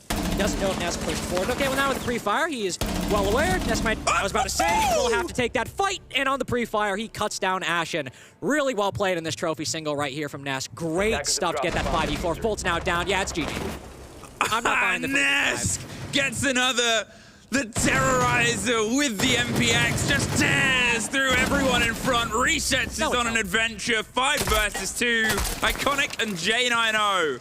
All that's left are the hopes of trying to pull this map into OT, a map that they were 5-1 up on the half, to then fall so far against a flawless defense from Liquid. It is just Iconic left. Gets one, gets his first, loads of time. The second cannot! And Liquid, what a return to form on that map. A great return to form, but just for one final time, and I'll stop being a negative Nancy, just a non-existent attacking half from SSG. The problem solving was not there. Whether they had the advantage or not, they just weren't making control with. Sometimes, I mean, remember that kill on Maya? They had 2 minutes and 30 seconds left to come up with an execute, and they fall to just the exact game plan from Liquid. Bandit Trinket, Zoto Trinket, done. Right there, we see players running into the roam. Ashen dies due to free fire. Okay, whatever. Force dies bottom white, gets retake. He's not aware of anybody's position, caught by himself. It was just a poor attacking half from SSG. Bewildering after going 3-3 against BDS, one of the tournament favorites today. Well, let's throw it back over to Milos and the gang in the studio. Thank you very much, friends. And yes, we are back. My gang for this beginning here is Jack. You've seen 2 guys that are as gang as it gets here. But honestly, SSG in this game, a lot of huff and puff, but not much fire behind that smoke. But Liquid recover and bring it back. Yeah, do you know what, actually, Milos? It was actually very, very impressive on the comeback, because no matter what map you're on, even if you go onto the advantageous side, to bring 6 rounds in a row to win it in regulation was certainly very impressive. I think Liquid had a troublesome attack half where they were very scripted, they were very easy to read, and they mismanaged a lot of situations. However, that flipped, completely flipped, when they got onto their defense. They presented problems to SSG, they played confident, they played together, so a lot of the things that we hadn't seen inside of their attacks, they actually exhibited on their defenses, and SSG had no problem solving, they had no control. I think Counterplay and they had no control in any of their attacks. Which is odd to see, because, again, SSG have had decent success here, but to get to a spot like this where they're so close to closing the game, and then 1 round after the other 6 rounds in a row, of course, on the side switch, Liquid just found everything, and they looked clean in control. Yeah, they really did. And they were facing it up. They were facing it all, as you say, because this was their map choice as well. You know, for SSG, and I will come back to this because obviously it will completely hurt for SSG, the fact that they've lost this 7-5, but this is the map that they're supposed to lose inside of a best of 3. It is their opponent's map pick. So I don't think they'll worry about it too much going into the next map. But yeah, for Liquid, they will certainly be very, very happy they've got that one over the line. And for us to wrap up Oregon, we have Alfama standing over in Telestration. On to you, buddy. Indeed, thank you, Miloš. And I just want to point out how the team play and the cohesion was generally missing in attack for both teams. Here, we're looking at Liquid. They actually have the diffuser planted, and they're in a 2v1. They should be winning this. If you look at the retake potential from Ashen here, he actually can come from the rotate here or from the hallway. Now, take a look at how Liquid is set up. Reset should be watching the hallway, but he isn't. Instead, he's watching towards the rotate. But the problem is, Lagonis should be watching his hallway. He is, but Reset is more exposed. So if Ashen pushes right now, he will have a deeper and wider angle onto Reset, and we'll see him before Lagonis can trade him. That's my issue here. When you see Ashen push towards Reset, Reset is completely clueless because Lagonis is supposed to cover him. And that just doesn't happen because of the poor positioning. Ashen can get double 1v1. Now, if you actually check how it happens when SSG is in the 2v1, Palu is pushing towards green. Ashen, instead of giving him a 1v1, will actually go away and not offer him that 1v1. And that happens again. As soon as Ashen sues Palu, he just walks back. That way, he doesn't offer a 1v1. Take a look at this beautiful setup. Perfect pinch. That way they know they can get a trade. This is the biggest difference. You position yourself to make sure you always get a trade potential. Now, I want to see this cohesion in attack on the next map. Back to you after the break.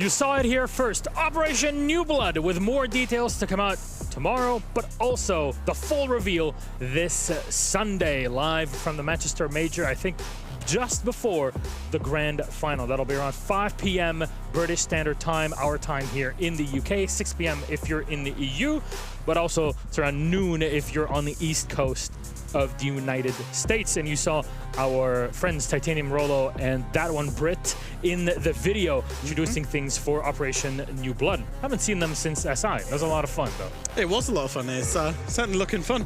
Genuinely a big fan of Brit and Just Rolo. said fun twice. Sorry. It is indeed. And you know what's even more fun, Jack? That we're going to our next map. This time, SSG's pick going to a border, as you see down in our lower third. This is SSG's pick, as I said, where they start off on defense and Liquid on attack. Yeah, I think overall, if you look at the Oregon played from SSG, they can be proud of themselves. They were, in my opinion, strategically, they were winning this. They actually had the game in their hands. It was Liquid's pick. Somehow they threw it back. I think if you want to bring back that cohesion that we're lacking in attack, going back on your home turf, your 6-win streak map, it's the perfect way to get back into the BO3. I think the fact that SSG is starting on the defense is huge. Because if we saw their defense of Oregon, it was great. And it's not that it translates one-to-one. It's more that defense allows you to make those individual plays because teams have to attack into you. They have to have good coordination into you, not the other way around. So I hope for SSG's sake, they've gone away. They've just forgotten about map one. Have just seen this as, right, we're on to our map pick now. Get that done and then worry about the decider. So defense start, and especially once they get over onto the attacks, that's when I really want to see them step things up. And actually, maybe, I feel like I'm always in this situation with SSG. Do I want them to be more default and more boring and more traditional Siege? Or do I want to see it get a bit gung-ho, get a bit crazy on it? And I can't decide which, but I want them to go to one or the other. If there's a map to play test your attacks, it's definitely border. So we'll get to see if there will be any change for SSG. I hope so. Otherwise, they'll be eliminated from the tournament and will get knocked out. NA near airport and all that. But Liquid are looking to close us out 2-0. Thank you very much, Alpha Man Fresh. Our friends on the casting booth, Fluke and Links, take it away. Friends, we've gone up in the world. Now we're no longer enemies and rivals. Is that a little bit of faith you're trying to build for SSG? Praying for SSG right now. Praying for SSG. The only All-American squad at the Major. The only All-American team. That is correct, right? I don't know. Wait. Beast Chris. No. Spirits is French-Canadian. The only All-American team at the Major. Of course. Of course I'm praying for them. Because especially, as Alphama said, they had Oregon in their hands. They had it in the palm of their hand. They put 3 attacks against BDS yesterday, and they couldn't muster a single one today.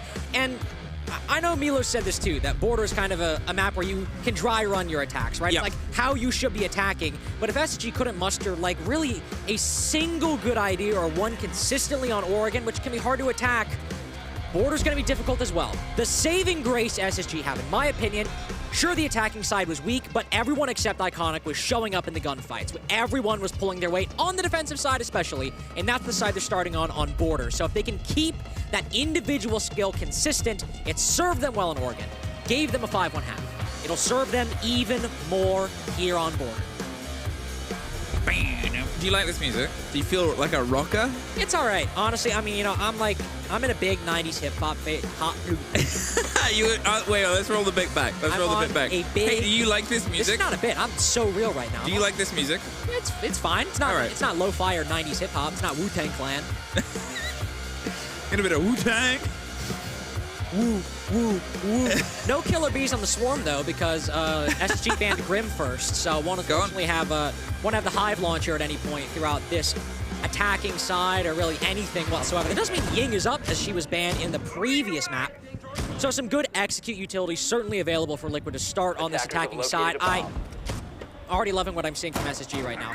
Bolts in the Solus was a menace in Phase 1. That was where he got the huge highlight against Cruelty on Clubhouse, basically like flipping 180 degrees and getting a kill every single time he did so. He's been really good on this operator at this tournament, and seeing SSG bring out the Solus early on, this is going to be really good to hopefully stop Liquid from getting their execute setup, which was both teams had big setup problems on the attacking side of Oregon. I was very critical of SSG, but equally so, a lot of the criticisms I made could be applied to Liquid as well. And if Fultz does a lot of damage to that drone count for Liquid, those same problems might appear on border. Yeah, I mean the drone count. Obviously, it's a little bit fun at the minute. We were getting trolled by the drone We were count getting earlier. messed around. We just got to look at the players individually. I got to count in real time. I hate counting. And that's in 2nd grade. Where you flunked out. Still haven't gone to 3rd grade. Still haven't gone. One day the dream will come together. One day the breach might come towards you. Ashen is potentially going to have a watch down. Fultz isn't too far away as jail and detention gets opened up. You can expect things will get very aggressive very quick. It's border. It's not a very thick map. There's a lot of ways that you can sort of cut your way entirely across it without ever entering the building itself. And that is why all of Liquid, they've kept themselves outside. They're doing all of the mental maths and running the numbers kind of as far away as possible of the gauntlet that's been set up. We'll say a bit of an issue right now. We don't really have a whole lot of explosive utility on the attacking side. We've got the Selmas to destroy those Kibas, and Apollo's now down to no grenades, and a Gone 6 is gone. And Janino has, in a few seconds, we'll have 4 Kibas in pocket. So very powerful operator that Liquid don't really have a lot of answers for it, given the lineup they have right now. A Kludge drone taken down by Fultz as well. A lot of damage done to Liquid's utility, and also not a lot bringing to the party. Fultz baiting Liquid's attention heavily. There's going to be an engagement about the next 10 seconds. Yeah, they're finally getting the drive round. Maya's looking for the fight. They don't quite have the full read on it, and they're just sort of waiting for the single step to lead them in. Fultz, he's holding the aggressive cross angle. He's getting himself just eyed up and hoping this web can carry them through. The second catch is there. The flash round the corner. He hasn't quite got the route. He's going to shoot low and a little bit too, but just gets the catch to so much damage for that engagement. Again, a lot of utility in that find, though. A lot of utility, a lot of time expended. Iconic also still holding Workshop in the hands of the defense, so unclear right now if Liquid actually know about that position, and if they carry forth with an execute, you know, from the east to the west, from Customs on over, he could either retake Customs later on, take them down as they cross that part of the map. Ashen also still controlling Courtyard. They're aware of these roamers up top. Really nice shot by Nesk, but Ashen's still up there. Iconic found out down below, though. Liquid are aware of all of this. Executed all the way around. Ashen and Forest, suddenly all that's left. Spraying towards Passport. Passport checked by 2 players, but now it is just Ashen left. Drops down and has to sit and wait, but pre-fires. He knows the plant's being connected. They may as well get some reveal, but what a start there from Liquid. Kept the pace from Oregon. I kept the pace on Oregon, and also really good at setting the pace on border in a way that I think fits the map very well. It takes a lot of time, but they find Fultz is stuck inside the small office in Custom. So what does Maya do? Flashbang, skeleton key through the wall, go for the kill. Almost cost him his life, almost all of his HP, but he gets the pick and nobody can really trade. Iconic doesn't swing out from Workshop, so it's an uncontested 5v4. Acquired by Maya right there. And then afterwards, Liquid also show a good little feature on border. Nesk face checks with some intel in the late round, gets a kill on one of the roamers. They then hop into Workshop, take down Iconic, face checking maybe with some intel as well. Liquid doing a great job at getting informed 1v1s for their key fraggers, specifically Maya and Nesk, capitalizing off of it, and then winning a pretty easy round to start. Really good showing from Liquid, and showing, at least when it comes to border, attack might not be as big of a problem as it was on Oregon. Getting themselves a foot on attack isn't anywhere near as scary on this map as it is on a lot of others, obviously. Each border. But when FSG lose this and, what, their 6-game losing streak breaks tonight, you'll go home from the Manchester Major. It's a big build. It's a little warm. We've had a couple of streaks ended over this. Did you know that since this SSG roster formed, they've lost border 1 time in the past calendar year? It's been banned against them pretty much every other time, though. I wonder why. Who knows? Well, this is that sort of point, right? Is Liquid's not taking the bait, but taking the gamble, because they've won it twice of the 3 times. They left border up for a reason. They could have banned it first or second. Exactly. They think that they can take the fight here. They think that they've done that VOD review. They've gone, we can run the numbers, we can run the gauntlet, we can outshoot them. They've had their map to warm up. If this had been the first map in the series, with how, cold Liquid came into it would have been terrifying. It would have been really problematic, and ultimately, the tale of 3 Liquids, as I mentioned earlier, but when they were succeeding in the LCQ, they were doing a really good job at setting up Nesk and setting up Palu. When they were achieving their heights, they were getting them into good positions. Maya even was allowed to take, certain fights that he wanted to, and resets More importantly, just started shooting back, as there was a time where 3 games into Brazil, he had 2 kills in 3 games. Resets has been putting up fine numbers, which he needs to, but as a whole, Liquid have been doing good at catering to their star players. In that round, no exception. Maya and Ness given so many resources to succeed in round 1. In round 2, we'll see if we see something similar. It's looking like an Archives plant with the Talon Shield, with Maya on vent window, with somebody maybe pushing from office as well. It seems to be with Palu down below, trying to stop any C4. But how is Ness going to fit in any of this? Is he going to go for the backstab around Armory? There is still Janano below, so it's not fully secure to go for the plant just yet. Ooh, but C4 expended. That's I good. was going to say the exchange there, the Talon Shield. Ashen gets Palu. They get that first body, and they sort of make things a little bit dangerous again. Steps back in, and there's Faults getting Maya. Liquid, their problem on their attacks in Oregon, where they're a little bit slow to actually get the push in. Does get one on the back end. It's a 2 versus 4. It's a big separation here, and you know, you sort of again look at what they've lost. No Hibana, and the hard breach charges to get their way through on the breach if Buck would have bought them. It's coming down to flat engagements on what is already open. They have the pull on one player, but it's Ashton that steps himself in and loses out. I love the sound of this gun. It's very satisfying, isn't it? Yeah, but I don't think it's going to get a kill on the pullback. Nothing that's being offered to them. In the same time, Ness did get caught by J9O on the other side. The smoke to give himself a bit of motion. He's ISO'd the 1v1 at least. He could make this a 1v3. Well, he does. He did it. He does. Big dog. 20 seconds. 3 more players to get through. Ooh. That That could have been a good shot. That could have been a good shot. It wasn't. Unlucky. Honestly, I'm really happy with the game so far. Only 2 rounds in, and I've already almost had the taste of Oregon wiped from my mouth. Like, we had a great... I'm serious. No, we've had a great attacking round from Liquid, and then we followed up with a really solid defense from SSG. Palu tries to go for the solo clear down below. They're setting up for the Archives plant. And SSG basically go for a 3-man pinch on the solo attacker trapped in vents. Ashen goes down metal stairs. They've got, I think, Iconic and J9O down below also taking fights with them. Really good proactivity from SSG to keep that vertical control in their hands, make Liquid more concerned, but then also take aggressive gunfights on the top floor, coordinated with the rest of the team. The level of communication for both teams of the attacking side on Oregon, but also for SSG in general. On the, well, I suppose not on the defenses, but the coordination was lacking on Oregon for both teams. On the defense, at least right now, it was the defining factor for SSG in that round. Yeah. We got a game now. We got a game. No, we want a game. Now, I don't want to worry you. Oh, what are you going to say? Well, Oregon started exactly the same way. 1 round. Okay, oh, yeah. Okay, Liquid got like a really late execute. It was a 2v2 on basement between Liquid and SSG. Like, yes, it was a 1-1, but it was clear that SSG had the momentum on their side of the defense. say it. And you know what? I hate you for that. Like, Yeah, legally required. I'm sitting in my chair right now. I'm happy analyzing the game. I've got things to talk about. I'm positive about both teams. And you're like, this is how Oregon started. Ooh, Iconic suffers, and I hate that angle. I hate that So angle too. I think everybody does. And, well, I had a guy in ranked one time hold this angle for 1.5 minutes, and it seems like Lagonis is trying to take after him. that sounds like ranked. Well, he's going to see if he can get a gift on the back end of it. Iconic's still doing structural work, and, you know, it's just something you can pay a bit of avoidance to. To be fair, again, you'll spend a lot of time outside this map, because when you do start getting your internal clear, as we saw from the previous round, if you're not quick, if you're not decisive, then you're dead decisive. Yes. It can be very problematic, especially if you're not winning those opening engagements, not getting that control. But Liquid now moving in very quickly. Nesk has moved into customs. We see, obviously, that we know there's only one guy actually on the site, and I think Liquid are aware of this. Maya and Nesk in a very dangerous position for SSG right now.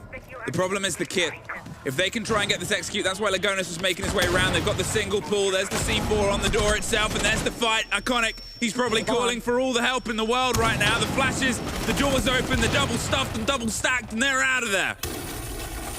Still Event Workshop defense, to be fair. If there were Teller's Archives, they could get the diffuser down, but still got to play a little bit more Rainbow Six until we get there. Still a very nice pinch on Iconic, and ultimately the big issue is these vertical angles. Ashen holding a long line right on top of Workshop. They probably got vertical angles in Vent and the broader Workshop bomb site as well that's closer to the rotate hole between the two. And they got the Souls to the Specchio up top. So good retake strat from SSG, even in a 4v5. Now, where is Palu going to go? As the man with the smokes is the only one that can cover the motion if they try and just push their way across. Instead, he's busy up top, getting the blinds, doing exactly the same thing with a slightly different taste. Good as well. Bolts gets Palu, though, and the Solace is calling out the plant. There's the cover from Forest, and there it is. A perfect utilization and a perfect demonstration of why killing one man next to the site doth not make the site yourseth. There's some Shakespeare. Yeah, that was Othello, I think. Yeah, and now we're about to have a tragedy. Uh-oh, they're coming back. I don't know if they're coming back yet. We've got 30 seconds if they want to. Resets. If he's going to commit to this, he's got to get at least one kill. He's got to get the 2v2. Maybe even that was prepped. He maybe even needs to get 2 to make this a full 2v1. It's going to require massive individual skill either way. Nesk is going to bait the plant. There is a call, and there's a Solace that's just read that. We see the goggles toggling on and off. There's an easy pickup from above. There's the second fight, and SSG take the cake. Not much you can do, unfortunately. I like the idea. It's one of those cases where you need the Candelas to work, but he's got 4 of them. He could try to blind all those vertical angles as Liquid flood in from bathroom into workshop. It's not a bad idea. And then we also see Fultz read that perfectly. He says, okay, this guy's going to keep chucking Candelas. He's probably going to have utilities in his hand. I'll take the fight. And Fultz reads that perfectly. He takes down Palu, and now all of the defenders can look through those pre-made vertical angles and shut down the execute. So for Liquid, it's good problem solving. It was basically their only contingency. If that doesn't work out, they're kind of screwed unless they win fights with those vertical angles. It was just a good strat from SSG and not enough of a counter from Liquid. The thing is, the way they'd set up that castle barricade as well, I don't think those Candelas would have actually stopped the man that stopped the plant that had the verticality. They were possible inside Fountain. There was still, I think, a little bit more work that needed to be done by the side of Liquid, but they move, we schmoove, 2 rounds in a row now for SSG. Can they get this? Because that would obviously equal the 3-site rotation, gives them a huge buff of confidence. 5 seconds left. And, I mean, attackers are moving to defuse a bomb. We'll find ourselves building up onto the back end of this now. Hopefully. As we step up, and you're looking at what seems like a bit of a blind side here. Lagonis on the blitz. It's because they got the blitz and the ying. They got the blitz and the ying. Interesting. I mean, it's not exactly. At this point here, we'll see if we can try and piece things together. They're getting that vertical control, but then quickly have to try and move away from it. Try and move away from it, you'd hope so. Lagonis now sending his way in. Nesk able to cut down Iconic. 5v4 established now for Liquid, and seems this round's going to be pretty easy to convert after that. Lagonis putting the diffuser down. Ashen can go for a retake here, but shut down by Maya. Beautiful stuff. 5v1. It's Jover.com. I mean, as I said, it's going to be something blinding, and there it is. And there it is. The smash back into a piece. There's a bit of a back and forth, and we're cooking, we're good. We'll see what's built onto it. An excellent rush from Liquid. Well, yeah, no, I'd call that a rush. Maybe a little bit. If you don't count a 15-second delay at the beginning of the round to actually drone things out really good. To be totally honest, I am just ecstatic. We are having good reads, good problem solving, good coordination for both these teams. It was lackluster on Oregon on that attacking side. And even when Liquid have been losing rounds, they're putting forth solutions. They're coming up with ideas. Maybe they've got problems. Maybe they're not working perfectly. But both these teams are making good calculated reads now. And we've got a competitive border. The only problem is SSG are down 1-0. If this keeps being a close game and Liquid keep matching their arguments with responses of their own, Liquid just need to win a close 8-7 game to send SSG packing down 0-3. It's the unfortunate reality of losing that first map. SSG been looking good so far, but problematically for them, Liquid have been looking just as good. If it's not broke, unchange it. Seems to be a bit of the angle and the idea here. We got the Osa back on Armory after all. Got the Osa back on Armory. That was actually kind of broke. Didn't really do anything. But they got the Candelas to try and put the pressure on. They got the Nomad to try and control maybe the players pushing on behind them. There was a bit of a rotate that went down sort of metal stairs. Retaking the bottom floor, we like to call that. The Nomad might stop that, but there's... Talk about other nice sounding guns, by the way. T95 silenced. Very satisfying. Yeah, very satisfying. Well, the cameras just sounds very interesting. Because it sounds like being hit in the head by a filing cabinet. Yeah? The most annoying gun in the game is the AA-12. There was actually a Brazil day where somebody was making rotates with the AA-12, and it was so loud, production actually muted the stream. Yeah. It's profoundly irritating. So I'm glad we don't have that here. But like you. And to be actually serious again, Maya, Lagonis, yeah, probably going to set up for a take up above, go for the Archives playing with the Candelas, and check this out. They had Palu down below by himself. They've now got 3 people on this bottom floor problem. 2 if you're restricting it to people inside of the building, and Reset's cutting down Fultz on the retake. Oh no, not even the retake, yeah, through the hatch! Through the hatch, swung around, had him on the hard wall, and, well, he was a freebie. It's a very difficult place to play. If you've got it open, you've just got to lie down and hope that they don't go for exactly that. The Oster Shield, Talons, far back. Remember, they were caught by a C4 on the door last time, at least one of them was. So it did limit some of the approach and the way they wanted to try and put the pressure in on the site. They're still fishing underneath, still waiting for some of this read, some of this pressure. There's the play with the Gon 6, and there's the perfectly timed catch. J90 had an option, and Palu, preventable death there. SSG are so aware of where their gaps are on these defenses, especially down below on this Armory Archives bomb site, where Palu could lurk from, where resets could go. Unfortunately, well, Fult's actually ironically dying to resets from that hatch, but still at least cognizant of these potential outcomes. Warden close on the doorway too to counter the very operator Liquid have brought to make this Archives plant easier, and somebody trying to get aggressive on East Stairs to peek out that doorway.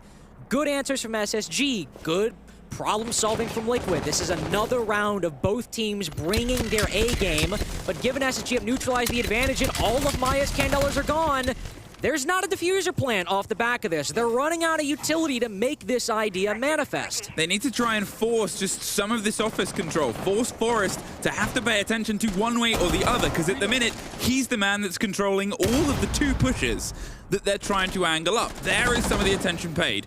Nesk creeping his way down the corridor. He might be about to be swung from one of his shoulders. Iconic might be about to back his way into a fight. Itself is gone deep. There's the pressure around the corridor. Nesk somehow wins it out. Do they know about the second player still in CC? Oh, yes, they do. Nesk gets another, and there it is. Just Forrest. They said they need to draw his focus. They did it by killing absolutely every single one of his friends. And now as they go for the plant on the only bit of ground he cannot stop them with from underneath. This looks like another one of those locked-in rounds. Lagona's bullied, battered, and B air jabbed. It's his second air jab he hit in this 1v4, by the way. I'd be so angry. Like, man, I'm already gonna lose the round. I'm just trying to go through the motions, and I've hit 2 air jabs. It's like Sideshow Bob and Rakes. Yeah. He was stepping in every rake in the yard, and that's a round right there that if this ends up being a close game, SSG are really going to look back on and worry. Well, I suppose not worry. If they lose the game, they're going to be like, man, we could have brought round 5 Yeah, over the I don't line. think they'll be worrying if they lose the game. They'll be more sad than worried. They'll be going home. But to go back on that point, I mean, it's a 4v4. You've neutralized the advantage, and Liquid didn't have a way in to go for that same Archives execute. The Candelas were gone. The Talon Shields were red. SSG were ready for it. So Liquid do what they do best, which is they let their individuals play the game. Palu might be 0-3, but 8 kills for Nesk, 7 kills for Maya. They're being given a lot of leeway in that 45 seconds to try and find a gap, try to hunt, and both of them are hitting their shots today that they get the round over the line. SSG should have won that round strategically, but Liquid did win that round mechanically, and they've guaranteed themselves a 3-3-1/2 because of it. Nesk has been phenomenal this tournament. He's back on this map. He was fine on map 1. He came back on the defensive side. He's been phenomenal this tournament. He's great on border right now. But that's the thing, right? Nesk at his worst this tournament has been, as you just said, back on the defensive side. He would go no kills, 1 kill on his attack, and then get 12 kills. You and I have already had this argument 8 different times. Yeah, I know, but not in public. No, you know what I'm going to say? Guess how I'm going to respond. How are you going to respond? You know how many times I saw Nesk with R4C ACOG get a 3K opening up a site in the Brazil League? I'm not talking Brazil League. Are we going to have a domestic? Talk about Nesk. Again? Oh, we're talking about Palu! Good night. Locked out. No kills for him. Now, Ashen has been a lot more active, it feels like, on border. I'm not going to say he was passive, because he never really is, but he's very much enjoying some of the space. He realizes the heat of the game, and he was a big factor in the league for SSG to be in the position that they are in. Yes, he was. One of the highest rated players inside of the league. A very, very reliable fragger for SSG. Fultz and JNNO as well. So far, the series have been decent, but they haven't been reaching the same heights as we saw previously. 3, 4, 5 kills between them.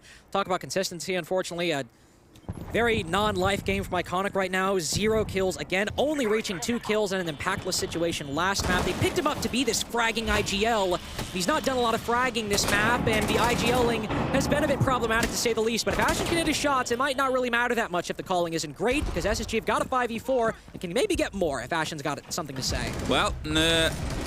I was going to say Nesk is going to swing in, but Ashen gets him. Resets gets Forest on the back end as well. Lagonis is just shield pushing in the middle of a room, but Ashen, his use of the gun is a slightly more aggressive way of getting fish. 3 kills for the round. There's Resets doing his best to try and keep pace. 3 versus 2, with one of them being the Monty. It becomes that argument of, are you happy to have the shield, or are you sad that you've only really got 1 gun? Only got 1 gun in that 2v3 especially. And no Dokkaebi calls for resets either, so not a lot of easy ways to claw back this man advantage. Reliant on some kind of gap being left by SSG, and if they want to find one, as we can see right now, there's only actually 1 guy inside of Tellers itself. There's another guy in Workshop, another guy all the way in Customs, so they could retake pretty easily and get back to the site. But JNNO across the map, and Ashen now joining Fultz. He's only on 1 HP. If Liquid can hit these shots and specifically take down this player's tucked inside of Tellers, there's a round here. Not an easy one, but it's there. Well, there's the reveal. They actually baited Fultz to go in for the swing there, and he took a lot of damage, but when you still have the positions that Ashen has and that JNNO has, as soon as they cross, they'll put the damage by. They've got the smoke to cover that cross, and Ashen's just spraying through, making things uncomfortable for them. Now, as the Monty steps in, as I said, JNNO's position is that risky one. They've actually gone hunting. 20 seconds, forced him out. He's just popped himself into the small box and popped himself right back out. Does a huge amount of damage. Resets is being dropped elsewhere, and the Kiba barricade slows it. JNNO does go down. Lagonis gets his 3rd, but Resets on the ground. He's got 2 people to kill. He's got a diffuser to try and plant. He's swinging a pistol, but unfortunately for him, Ashen is swinging around. 4K. For Ashen to tie the half, 3-3 for SSG.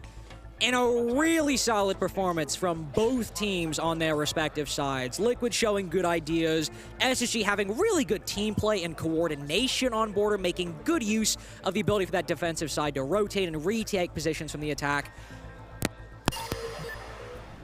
Yeah, it's great retakes, it's great positions, it's great sort of builds and setups, and I think that's the sort of thread of everything, right? That's the place that you're looking in towards Border. When you're looking at a retake game, when you're looking at where they can sort of go from it and how they can sort of build up around it, that is Border in its entirety.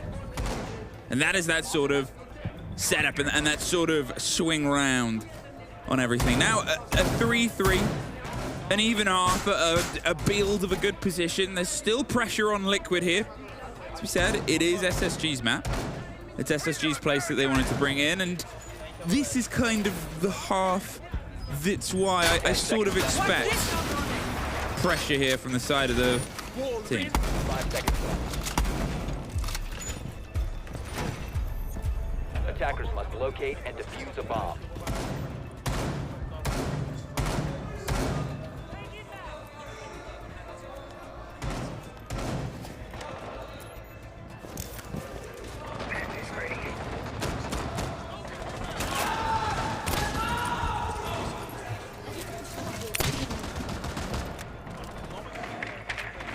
Three apiece now, and the control over the stair set is coming into their favor. How are they going to try and pinch and push and pincer a player out of this problem?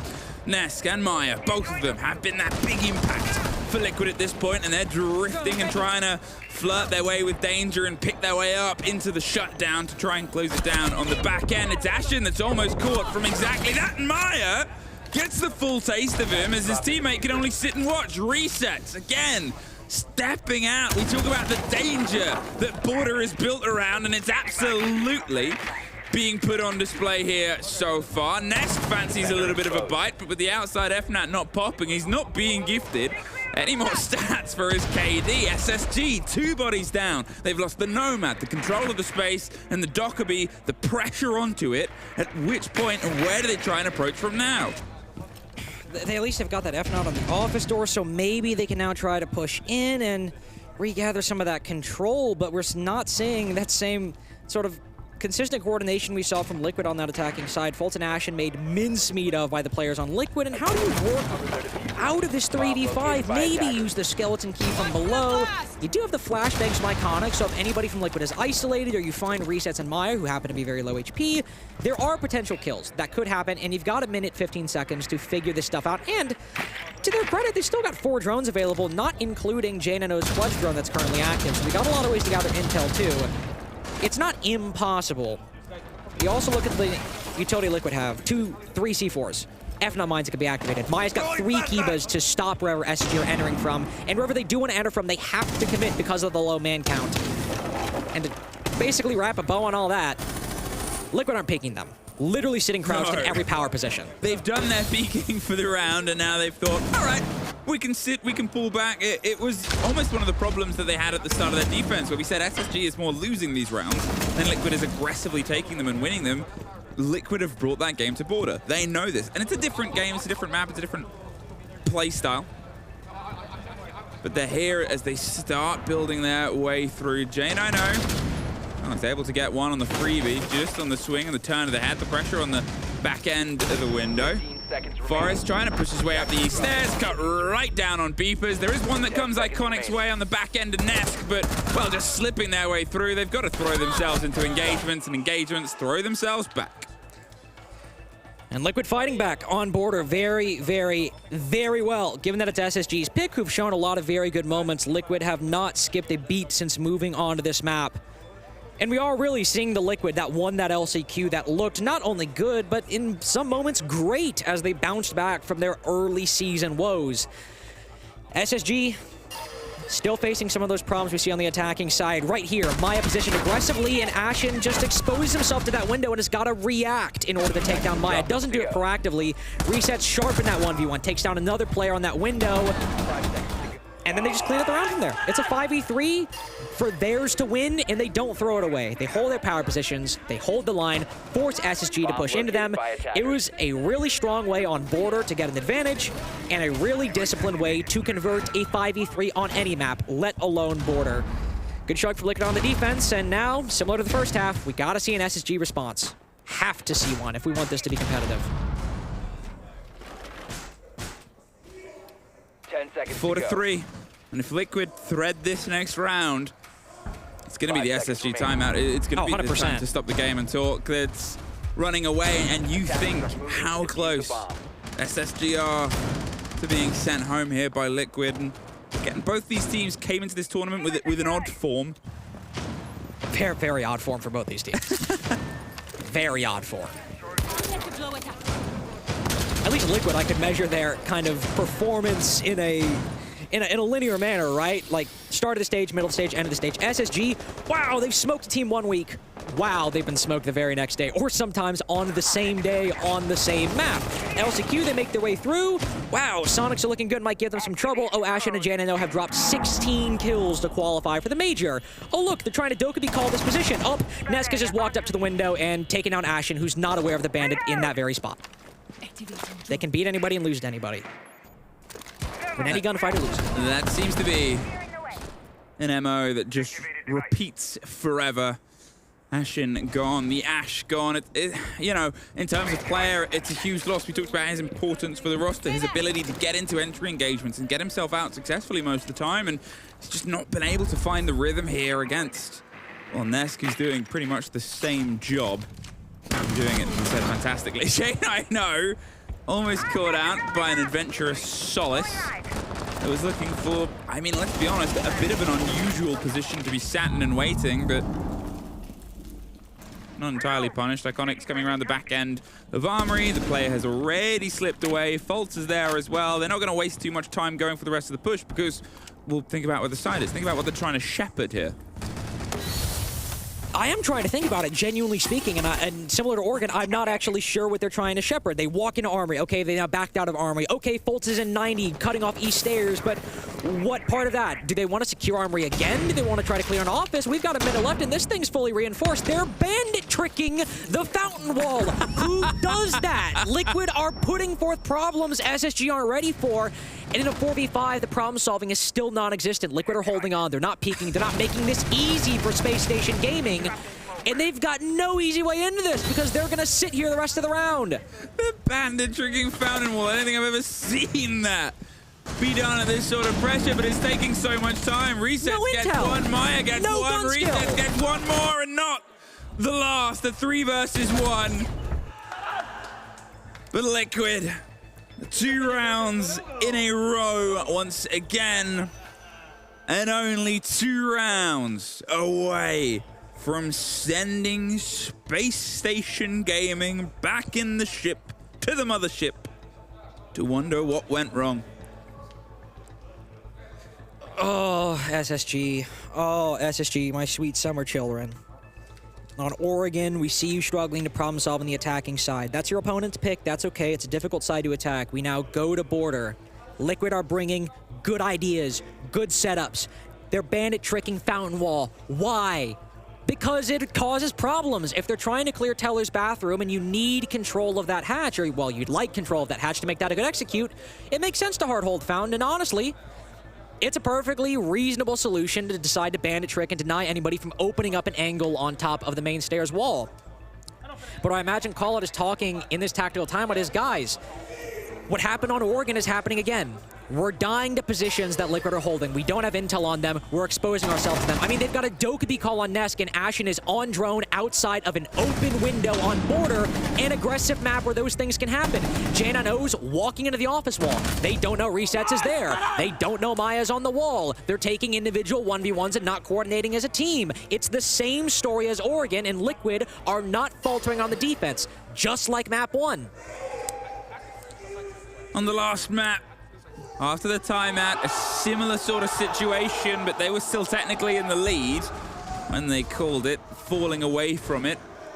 SSG weren't able to win a single round afterwards. Here, they have their opportunity still. Forest on the Monty. 10 seconds left. A brilliant shield player, a brilliant blitz. On this map specifically is where you'll see a lot of those sort of clips that people said this is why he knows how to handle the operator. Attacker's objective is to Being defuse a brought bomb. this sort of late, is it because of the meta? Is it something where it's to be more expected and you like the surprise factor? Either way, it's their distance, their difference, their drive, potentially, just to get themselves in the building, to get themselves a little bit of solid. I mean, also, if Liquid had done their prep work, they should expect that with both shield operators up, that it might not, it's not a guarantee it'll happen, but that it is a very real possibility that Every SSG are team gonna in this tournament. Exactly. Every team in this tournament. But I mean, Forrest especially, he loves his shield. You put it best. He loves his blitz. He loves his Monty. As Liquid, you're going to be ready that the Monty's going to come out eventually. And after the tactical timeout, I don't think it's too far or too crazy of a read for Liquid to say, hey guys, they might bring a Monty after this. We don't have any, direct counters, but we've got C4s, we've got impact grenades, we've got F-Nots that make it difficult to walk in, we've got impact grenades too. Again, Dokkaebi call goes out. Ness got the exact kill here in this position, and as the Monty jumps in, he's in a 4v5. Ness gets one. Maya does get surrounded, though. That was a great pinch on a single player, and them just losing against Nesk is, well, unfortunate to happen at the same time. Fault's gone. They at least made use of one call to know about Maya, and they get rid of those Heba barricades.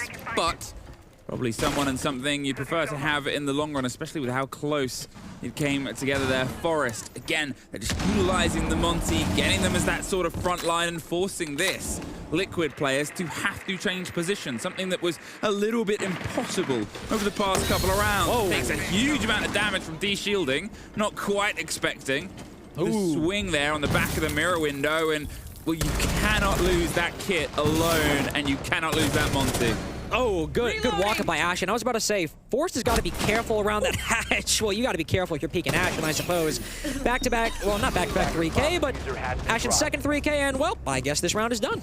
Unless Resets can get the 1v3. It's a 1v3, it's not impossible, but they have that vertical control. They have all the time in the world to try and drone your position. You don't have any utility to really stop them without it just being the protection against the smokes, potentially. but that as your power play isn't really the best thing, and how close the hunt is towards his position, I think gives the game away that, well, you're probably being watched. Drone rolls past, gets the reveal, there's the drop on the hatch, and he was already on the floor. SSG, they get the round after their timeout, and they stop the run of play. And it was a really good use of the Monty. Even though Fultz went down first, we see the Monty hop in the window behind the Kiba barricade. Ashen, I believe, walks in through the break doorway at the exact same time. That coordination between those two players was really, really solid. So good from SSG there. They then use the Monty to pressure Fountain off his archives very well. Even though there's a mirror window there, it forces the, well, ironically, coincidentally, the mirror herself back. Ashen then finds a gap, able to catch Polly off guard, and then just gets that third kill as well, which... Sure, big individual showcase from Ashen there with that 3K, but also we did see a bit better coordination on that attacking side with the Monty, with the roam clearing the pinches. So, you know, both playing a factor in that round, but SSG making improvements based off their previous performances. At this point, SSG, they've got a lifeline. I mean, I know it's sort of fair to say, obviously, if the other team gets to map and series point, and you are halfway there, you're probably going to lose anyway, but they just needed something positive, something to go their way. And that was a good round. It was a good round. It was a solid, well-played round. They weren't too lost on the approach. They I knew what the plan was. I knew what they were doing. It was great. That's the bar, that you know what's going on. Well, I mean, considering, you know, I'm one of two people talking over this match, I think it's true. It may not be the bar, but it's a bar. It's somewhat important. Now you see me? Yeah, like maybe 4 out of 10. 10 being the least important. 10 being the least important. Ashen. Yeah, Finn, again, is such a big player, such a big figure for the team. And you sort of have this talisman approach as well. When you need them to start popping off, he's found himself. I think it was a 2-piece in the previous round as well. It was a 3K, but unfortunately, to, you know, contextualize his performance a little bit, he had a 4K in round 6 and a 3K in that round. 7 of his kills were in 2 rounds, so it's been a good game. He's basically single-handedly won 2 rounds, but it hasn't been a very consistent performance from the young gun. And that's what you're sort of hoping with on this round. If he can keep some of that energy, as again the shield causing problems, and again Forest very quick. Now Nesk is forced to rotate, but he's got a bit of protection on his left. No, he doesn't. Maya dies in exactly the same position as he did last time. They've de-shielded behind it, and just brilliant use of the Monty there. Forest, he takes a lot of damage, but look at this execution. Beautiful. Walked right into a crossfire. Everybody's down. Iconic does get caught by Lagonis, but just such a strong hand over CCTV. This is what we needed. This is literally what we needed from SSG. I guess bringing Monty, the solution to all their woes, but suddenly bringing in the shield operator, it's also brought the coordination, it's brought the communication, it's cleared up the game plan as opposed to this weird little, we're going to push all the points of the map, take individual 1v1s and hope for the best. It's somehow been the panacea, the cure-all for all of this, and a 2v4, C4 goes out, and there goes your miracle cure. Oh, there's the swing! Gets the second and 2 versus 2. Suddenly a single C4 and a single spray through. And it's down to Ashen and Fultz to try and keep them off of map and series point. It's Lagonis for 1. It's a 1 versus 1 and Ashen. I said he needed to pop up, but he does. Shows when he needs and ties us back up 5 apiece. Well, that's now 3 rounds that Ashen has almost won single-handedly of the 5 that SSG have so far. He might not necessarily be running up the cost at the end of the game, but in terms of the impact, he is certainly having it. He had that 3K at the end of the defense and now 2 different attacks. He's got another 3K, and then that 1v1 right there that could very well save the game for SSG because that's a really well-played 2v4. They throw out the C4, destroy the Monty, win the next gunfight. It really is all on that push into Armory. They've got to commit right now. They don't really have a whole lot of time to reset or really a whole lot of breathing room to reset, so very logical tactical timeout from Liquid as well. Not that they've been, you know, making a whole lot of mistakes. It's more so that the Monty has been working really, really well for SSG. And I'm curious to see what operators they bring after this. Will we maybe see like even an Oryx to try to Rima dash, maybe hide him in the prep phase, and then bring him out when Forrest goes for that Monty? Because, I mean, for SSG, I don't know why they wouldn't stick with this, unfortunately, because the play without the Monty hasn't exactly been great. I think that's that sort of thing, right? You sort of put it very well of they didn't have a structure. They didn't have something to play behind. Forest on the Monty forces that. It simplified it. It brings it down to that level of, oh yeah, there's the Monty. There's the guy that we need to move behind. And luckily, they have a very good Monty player. At the sort of forefront of it, they're able to act. And yeah, this one got bitterly close. I mean, as I said, the consistency that Ashen might be able to deliver now, and the fire of sending this one over the edge, if this is the moment, well, time to live in it. 5 apiece. As close as it can get. Ashen's back in all chat after a long absence since I think about round. He's been on sabbatical. Round 5 of the last map. He's been given paid sick leave from all chat. They did after last time he was in all chat though. They won 1 round and then Liquid won every single other round for a while. Did he just get a 4K again? Yeah. That's it. Right? You said it was the defining round. He was. I was so fixated on the 1v2, I didn't even realize he got a 4K. Yeah, no, it was 4. It's ridiculous. It is ridiculous. Very good player. Definitely becoming one of the best in NA, and really, you know, the main guy showing up in the kill department for SSG right now. They will stick to Monty, but like I mentioned, Liquid have taken their tactical timeout, and they need ways to counter this right now. In terms of the actual operators, there, you know, isn't an Oryx like I thought. There isn't a sudden increase in C4s. There's 2, sure. There's also 4 impact grenades. They've been running these operators consistently, and impacts weren't the, you know, Achilles heel for shields that they were even just a few weeks ago with the damage change. So there's no one-size-fits-all counter unless you can land those C4s, but I'm curious if they're going to maybe play a little more passive on the roam, or maybe I was even going to say have players play closer together, but Maya's a bit isolated in CC right now. One player playing by himself on Courtyard. Going to ignore Janano messing up that Selma. He can get it back very safely. So we'll see what Liquid actually do in round, because I know they're going to be anticipating this Montaigne.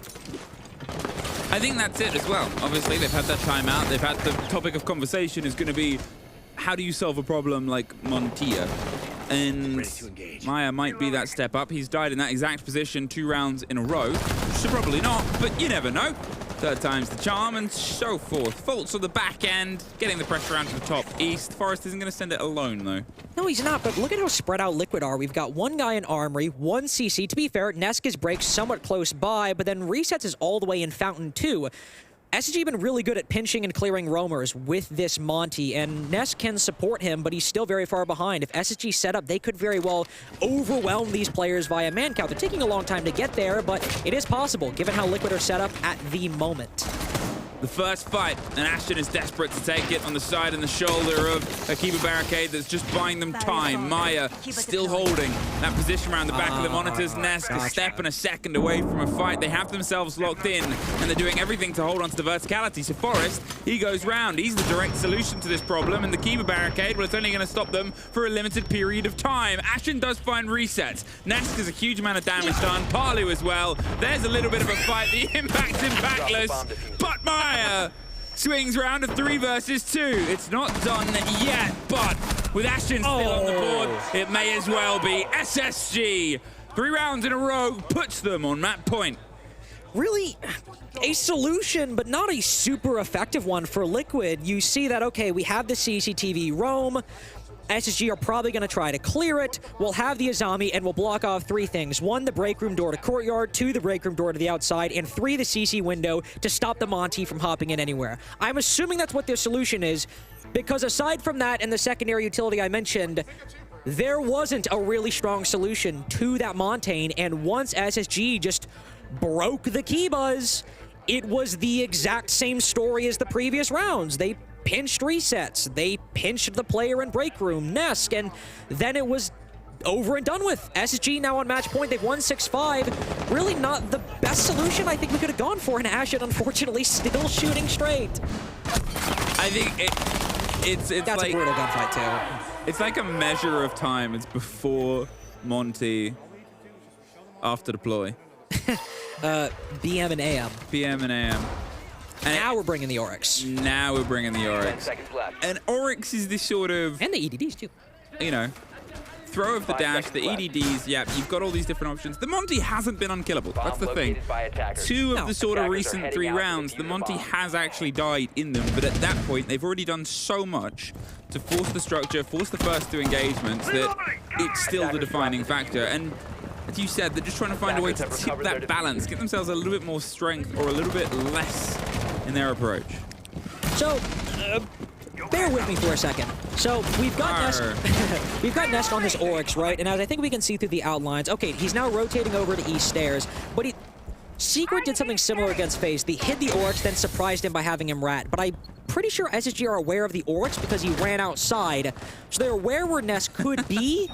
And now Forest, I think, is going to be a little more cautious as a result. It's still a threat, don't get me wrong, but SSG are aware that this operator's in play, and I think are going to be a little more worried as a result. Lagonis almost caught from underneath, was on the Echo drones. Nice IQ usage. Yeah, 2 more bullets have connected there, and it probably would have been the end of the Echo. Again, Ashen still just a meteor crashing in to anything Liquid's trying to get. They have the long watch on East. The Oryx isn't going to be able to go any further, and it's just being read by Forest on the window behind him, who's not, you know, he's not going to throw himself into this engagement. As you said, he's well aware he's trying to bait some motion, but it's Fultz on the upside down rappel. Who does that? Maya's gone. Nesk is even like, what the hell did you just do? And I mean, hey, that's problem solving.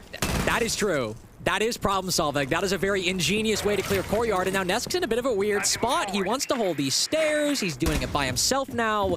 Lagonis also on very low HP. There are still, you know, some important late round utility. The EDDs that probably have not been substantially cleared unless they've been hacked by JNNO very diligently. You've got the Yokais as well, and ultimately Nesk is still has that Rima dash. Can dash into Forest if he actually goes through the site. He is going to be likely one of the most troublesome operators unless SSG deal with him. Palu's huge chunk of damage. I think he might have been caught by hacked E.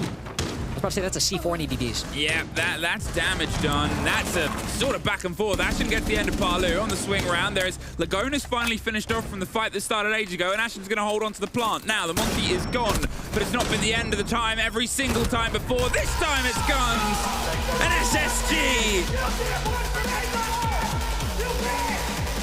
From the brink of being knocked away to biting back on map 2. There is still a third that will find its way around, but fair enough, Ashen. You are the reason your team pulled through that map. See if you can shout at them a bit and get them to join you. Oh, if Ashen doesn't drop these 18 kills, they absolutely do not win this map. Well, it's twofold. One, Ashen's big performance, right? He gets that 3K on the defense. He gets massive multi-kills as well. He wins basically 3-4 rounds for his team. But once they start bringing that Monty, SSG actually look really well. They finally get a long-term solution for their problems. Well, my problems, I'm going to look for a long-term solution on the desk with all 3 of them. Please take it from us.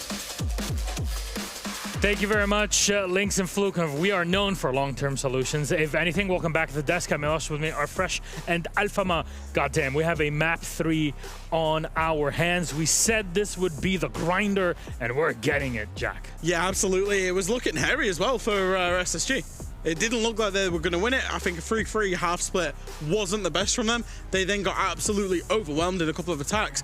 But like Carter said, when they brought the Monty, and actually when Ashen actually got a huge clutch, it really turned their fortunes around. And I expected this game to be a brawl, but I didn't necessarily, you know, think it would be this much of a heavyweight brawl, if you know what I mean. It is just shot after shot after shot between both teams. Yeah, and it goes to show, like, you can never leave them clutch. Whenever you do that, the energy on the other team just rises up. Ashen was getting, the more kills he was getting, the more energized he was getting, the more energy he was giving to his teammate. Yeah. You can see everybody on SSG waking up because of him. Like, he was absolutely stellar here. 18 kills for 6 deaths. I mean, that's absolutely crazy, but also only kills that matters. It was in defense when he was contesting the entry points from Liquid, and in attack when he was actually entering the building and getting this area control. So let's take a look at Ashen, actually, specifically. Since you mentioned 18-6, the man popped off, that's for sure. Not just yelling and screaming at his opponents, and I'm glad that, at least for his team, that he lifts up his headset when doing it, but still, Jack, This man is on fire. Yeah, I mean, he was obviously brought in. He had a huge reputation when he was brought into SSG, and I think he's lived up to that. He is obviously the one who shouts at the opponent the most, of course. But when you shout at your opponent and when you're screaming, you're giving your team energy, you're giving your team confidence. And especially when he's backing it up inside of the server as well. He's going to have a round on IQ in a minute, this round here, which was so important because SSG had got this to a 5v2 and nearly threw it. And in the end, Ashen has to win a 1 versus 2. This goes completely differently. I think we're talking about Liquid going through and SSG going home. He is so important for this team. And you know what you see from half of these clips here when he's in attack? He's always falling forest on the Monty. He's always the one actually enabling the Monty behind him. He's opening the Monty is opening the space and then he's fragging behind him. And that was one of the toughest things I see on this border is actually every team brought Azami, Mira, Solis, Fenrir. All of the big operators in defense were up. How do you get in the building? You use the Monty and you have Ashen behind you. And just a quick point on that actually, why were all those operators open? Team Liquid, one of the things that they do and have done consistently is ban away a different operator that isn't a meta operator so that when they get onto that side, they obviously have to bear through their attacks. But when they have to get onto that side, they get to use all of those power operators. They've done it literally for the last couple of years. They banned the mute in this game, so they had all those operators. It took SSG a couple of rounds to kind of figure that out and figure a way around, you know, like you said, the Mira, the Azami, all of those operators. But once they got on that Monty and Ashen got behind the Monty, that's when the tides turned. And that's the thing with the shield. It is a movable wall. Monty is perfect for it. And then you distract everybody with this huge little menacing thing that you have in front of you on the map. Though, this is going to get tough. We have a map 3 on our hand. Loser of this match is eliminated from the tournament here in Manchester. Gentlemen, we'll talk about our third map, but that is after the break.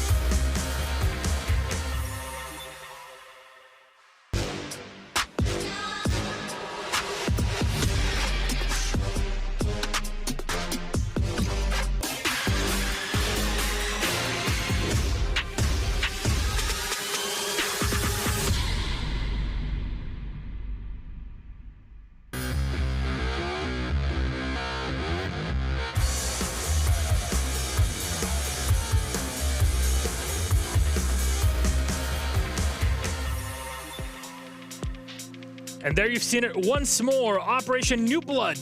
We'll hear all about it tomorrow and, of course, on Sunday with a full reveal. But now we focus in on elimination. There's been a lot of blood and sweat and tears and a lot of screaming in this matchup between Liquid and SSG, but it's time to knock one of them out of the running. Yeah, that was good, huh? That was good. It's my Undertaker impression. Anyways, Jack, who do you think is going to take this one? Why? I don't know. I'm still thinking Team Liquid, to be honest. And the reason why I'm thinking that is the win condition for SSG. I know we spoke about it very briefly, but I'm just not comfortable on SSG's attacks. And I think over the long term, Liquid will have this. That's 100% a good point. Like, Border's win condition for SSG was just big forest on Monty, have Ashen frag behind him. That just won't work on Chalet. On Chalet, you remove strong positions with vertical or with window pressure. Monty is not effective. So you really need to step it up as a team and not rely on a single individual to make it up, especially starting in attack. What I'm hearing is that we're going to go to overtime on this because both of our previous maps were 7-5, 7-5. Now again, opening up soft breaches is a big deal on Chalet. Ram is important on this map. Buck even more so than every other.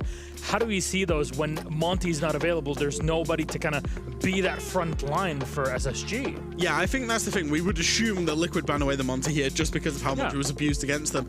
But I still think that leaves more layers that SSG still need to work on because, for example, even with or without the Monty, they were still finding individual performance and lack of confidence hard. Particularly, I'm not going to go in too deep on him, but Iconic's got, 3 kills over the whole series. They need to find other ways and means around that. Gentlemen, I'm going to have to ask it here. Tough question. Who gets eliminated from SSG and Liquid? Our game's ready, so you just hold it up by extending your time. Go at it. All right, not to jinx them, I'll say SSG. SSG eliminated. Eliminated. SSG eliminated. Liquid will win this. Alrighty then, you heard it here first. Ladies and gentlemen, MBs, we are ready for our matchup, and we continue on with our casters. And unfortunately, Milos, I kind of have to pick up where Jack and Alfama just left off. I was praying before map 2, and in the short term, it was answered. SSG won Border, but I don't think my faith will be particularly rewarded. They bring out the Monty and have Ashen drop 17 kills for just a 7-5 dub, and we're going to Chalet, where honestly, Liquid probably for safety will ban the Monty anyway. What do SSG have to fall back on aside from a couple things that are probably not replicable? Well, there's a famous song by a man who also wears a lot of fun glasses. You gotta have faith. Who's wearing glasses? All of SSG in their video. They had all the fun sunglasses. Oh, I thought you... sorry, I was... I only have wearing glasses. I only have a memory that goes back about 20 it's like seconds. you didn't even watch the What's in My Bag with Ashen. Where he named the glass Liquid's brand. in his bag right now. But I forgot. Oh! I can't believe it! Is that... What? Whoa! This is the issue, though, right? So, Liquid have banned Monty. They have been scared enough to ban the Monty, which I imagine SSG probably expect. Yeah. All well and good. The only issue is the problems on SSG's attacks have been consistent across maps, and also across maps with very different playstyles. Oregon attack playing very differently than Border. Border allows for a lot more openings, a lot more gaps, a lot more ways back in. Oregon's a lot more structured. You usually need identifiable win conditions. It's a lot more plant heavy. And yet the same problems have struck SSG on every single attack. And we go to Chalet, which can kind of be a mix of both, right? Very crossfire heavy given the small size, but can still lend itself really well for executes, whether on dining or bar or basement, if you have, again, an identifiable win condition. And if SSG have these same problems, they don't have a Monty to fall back on. And I wouldn't want them betting on another 17-kill game from Ashen. For one last time. One final map. One night final only. moment. One night only. Cars, cars, cars. Let's go. One of these teams is going home. Chalet is where we decide it. And we will find ourselves starting here in a room with a lot of drinks and a little bit of billiards. Not foosball. Not foosball. Not foosball. It might even be pool.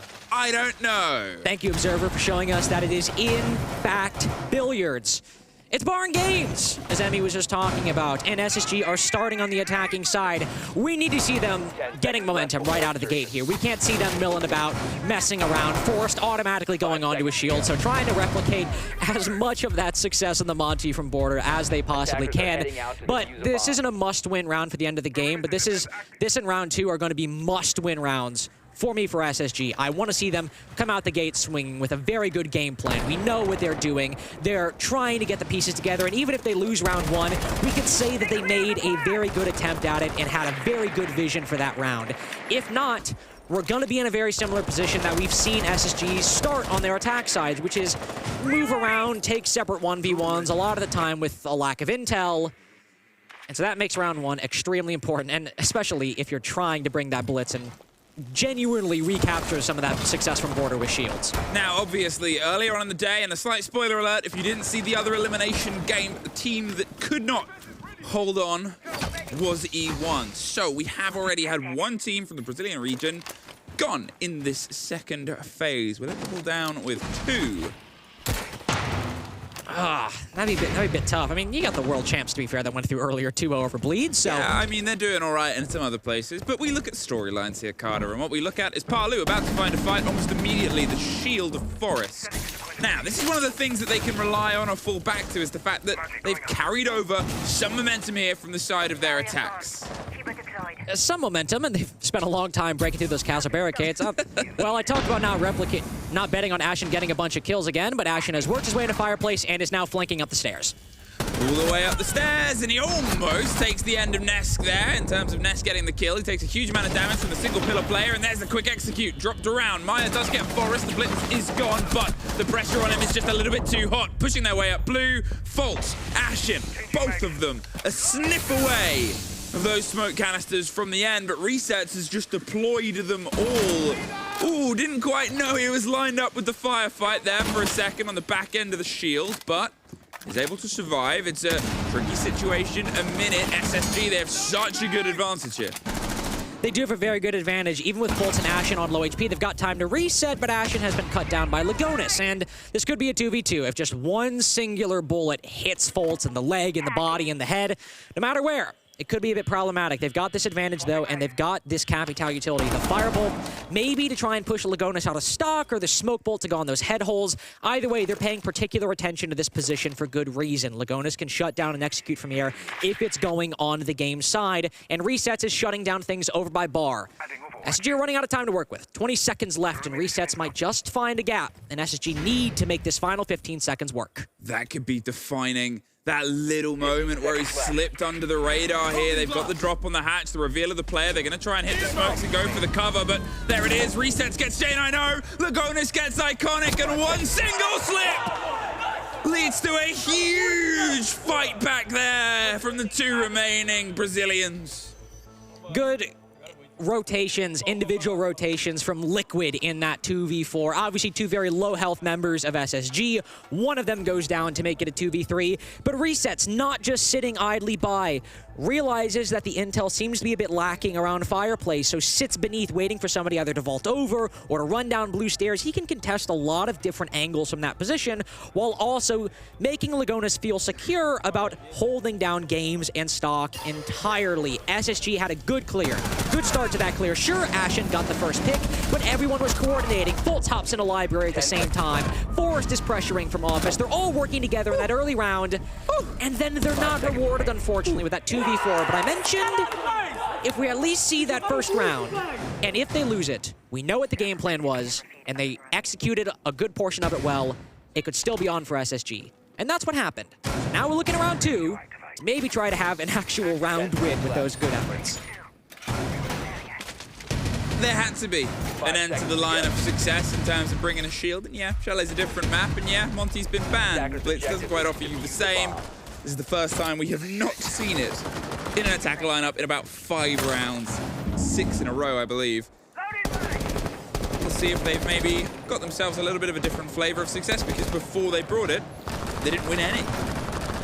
And also well, of course, as you said, before they brought it, they didn't win any, but that round, the Blitz wasn't super impactful. Was it pressuring off the side? Yes, and it was drawing attention, but you could draw attention without a Blitz. It was Fultz and Ashen basically capitalizing off that misdirection on the office side to backstab from Fireplace and Library to get all those kills, and you can do that without a Blitz. So the strength of that SSG attack, as opposed to the Montane on border, it wasn't unique to the shield being broad. It wasn't even necessary with that shield. So SSG still have good pieces to build on in this round. First minute spent, trying to find intel, still have, well, all 10 drones on the board and extra with those Roteros and those shock drones and the Dokbi calls. So if there was anything to try and get that same early round success, or any round to get that same early on success, it seems like it should be this one, since they can find anything they want except that castle barricade. Yeah, mute jammed and stopped from the approach. They can at least try and play the game Not on against that these window. Keybers, but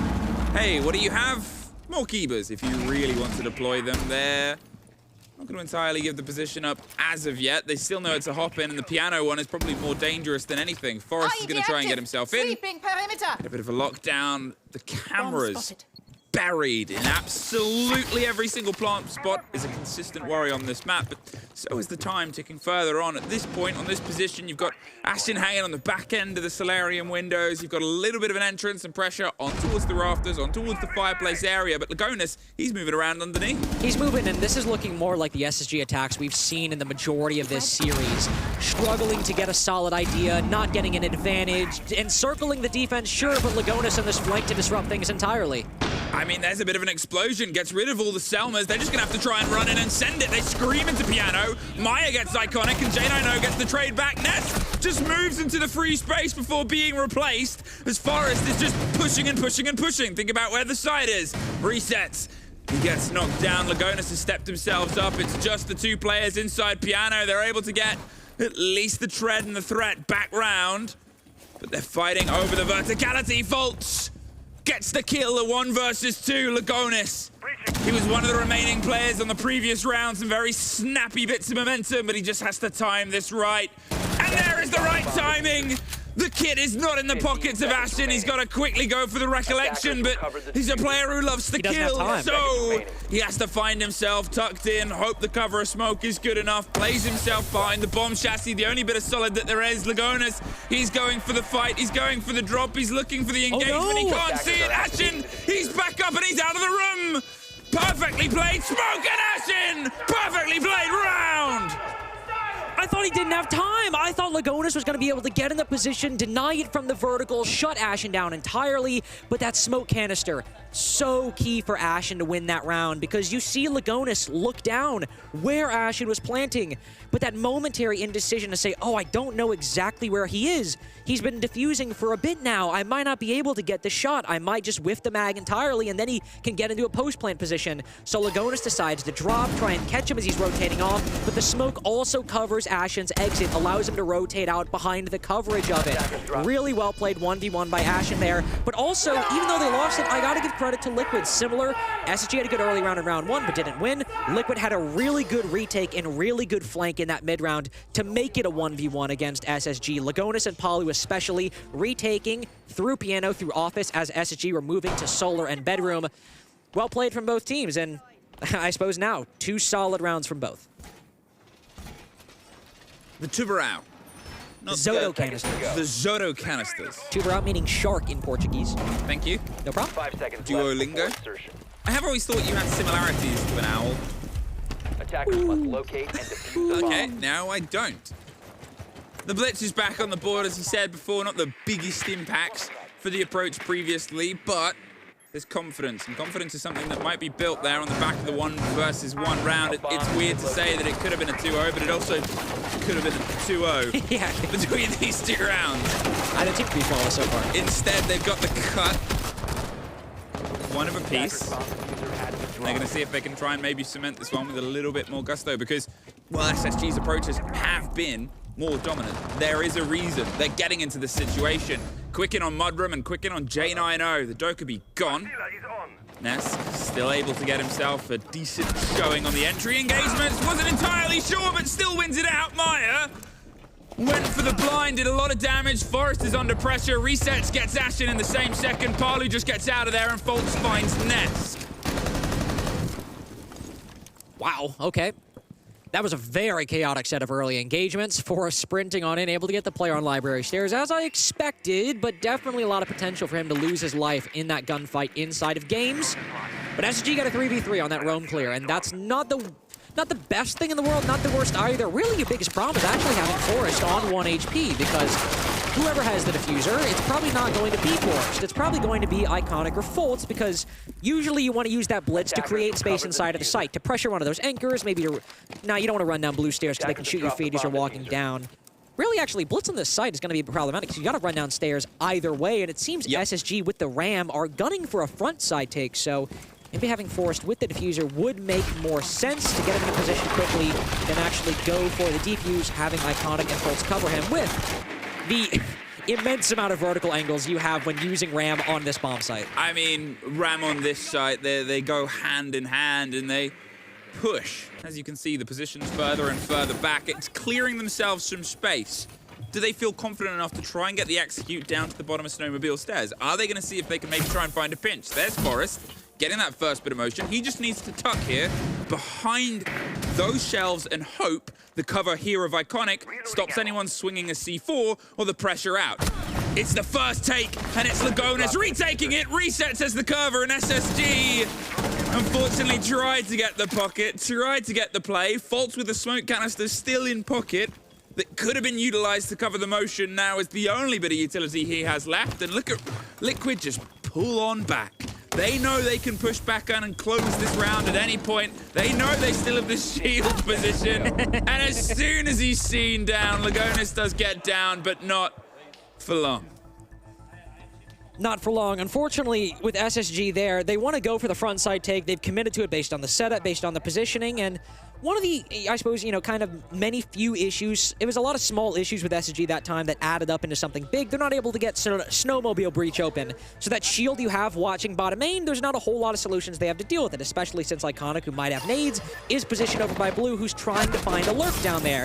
You also have a very close roam clear. Force is able to get that 4v4 of course, and they even cut down some of the roamers back to the site, but Liquid have the better positioning. They've got the C4s, they've got the deployable shield, whereas SSG, they don't have the breach open, they don't have control of Blue. All they've got is the vertical, and Liquid are playing safe from it.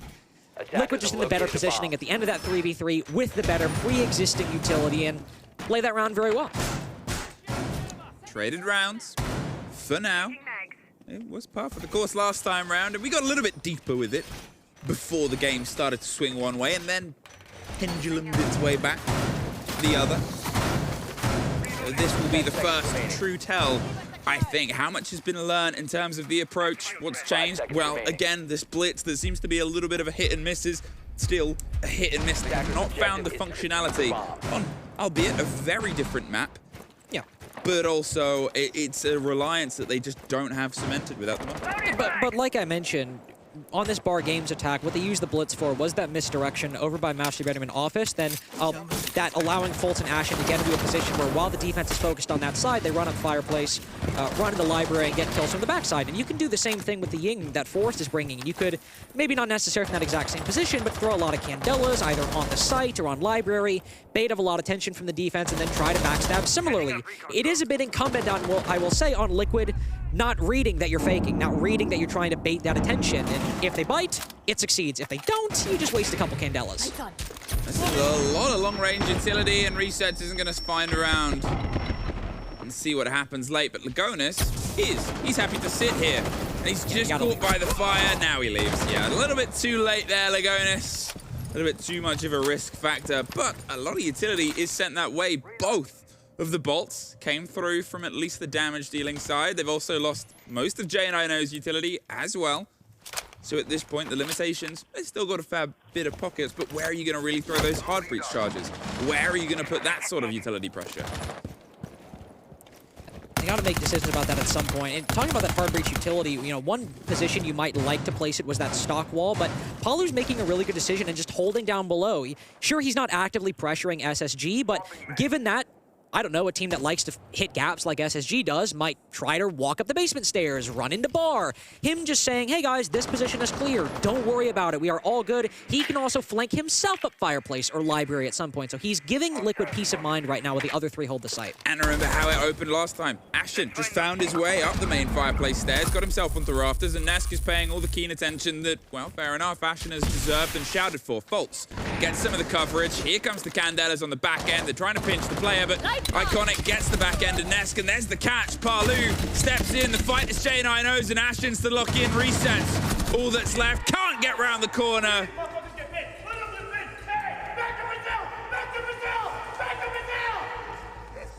I think Ashen wants Liquid to lose. I think he's saying go back to Brazil in terms of getting on the flight and losing. He could scream a little bit louder. It's weird. I can hear him on the stream. I can hear him in real life. We can I can hear him in my dreams. Because we are the only stream that is now active. That's true. Stream is done. It's a lot quieter because usually, you know, it's noisy and you'll hear shouting on the other side of the room and be like, that could be the other team, that could be whatever. You'll hear the other casters behind us. No, it is just us alone in an airport hangar.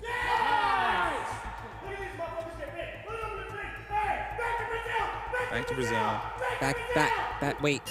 You should do. You know that those like. Here's a content idea. Because I love to pitch them whilst I'm working.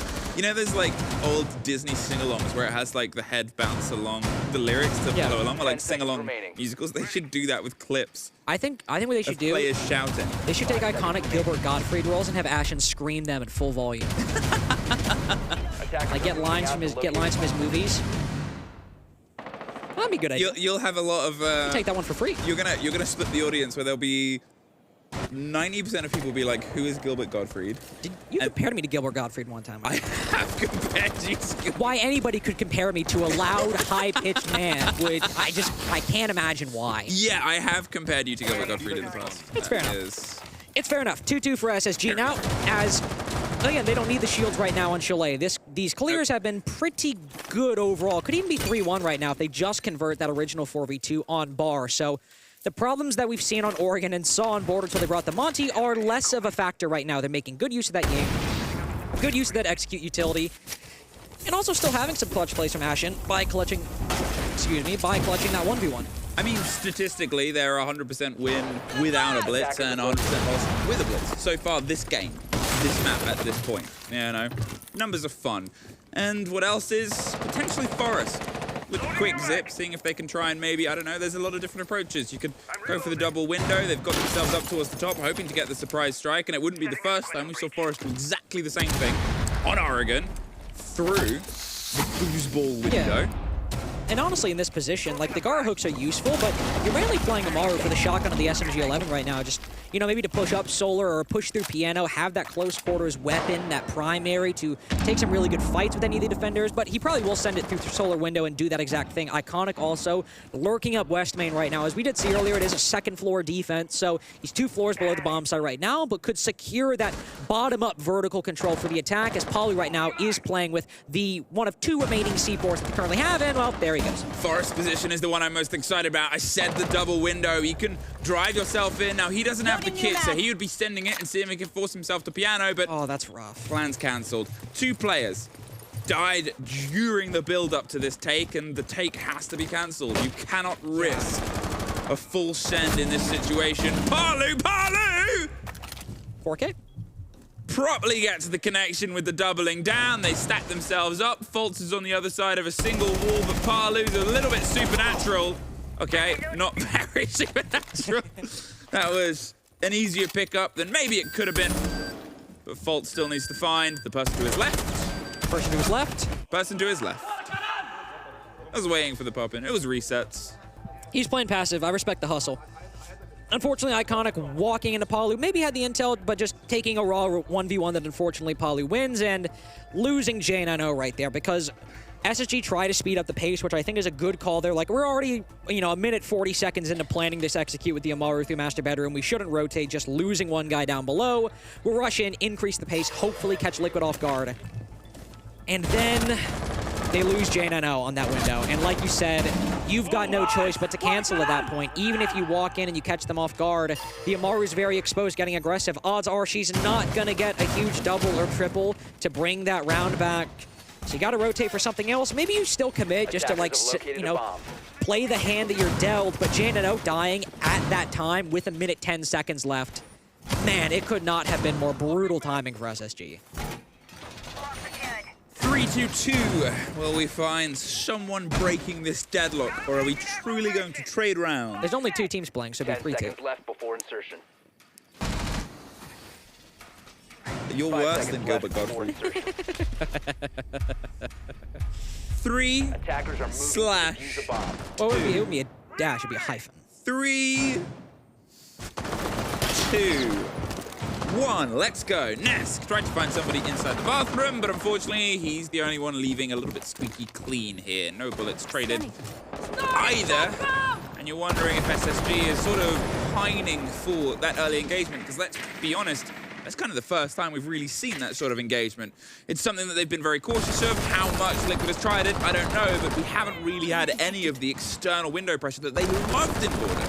Yeah, we haven't seen a lot of that, you know, external pressure from either teams either. SSG, you know, fighting at the windows, Liquid fighting back at the doorways and windows, but SSG have consistently, it's felt like they've been starting out with an advantage consistently. You know, they've got the opening pick when they're executing on Bar and Games. Same thing on the previous attack as well, even though they ended up losing it. And there, unfortunately, they lacked it substantially. Iconic falls, SSG don't have the momentum going into that execute, so what do they do at that point?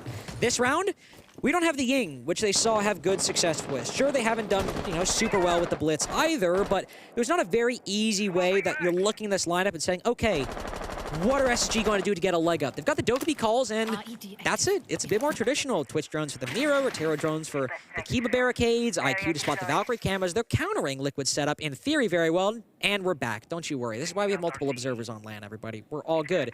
But beyond that, we're minute 30 in, and SSG have been relying on these cheese operators to disrupt Liquid, and they don't really have any right now. Barrier activated.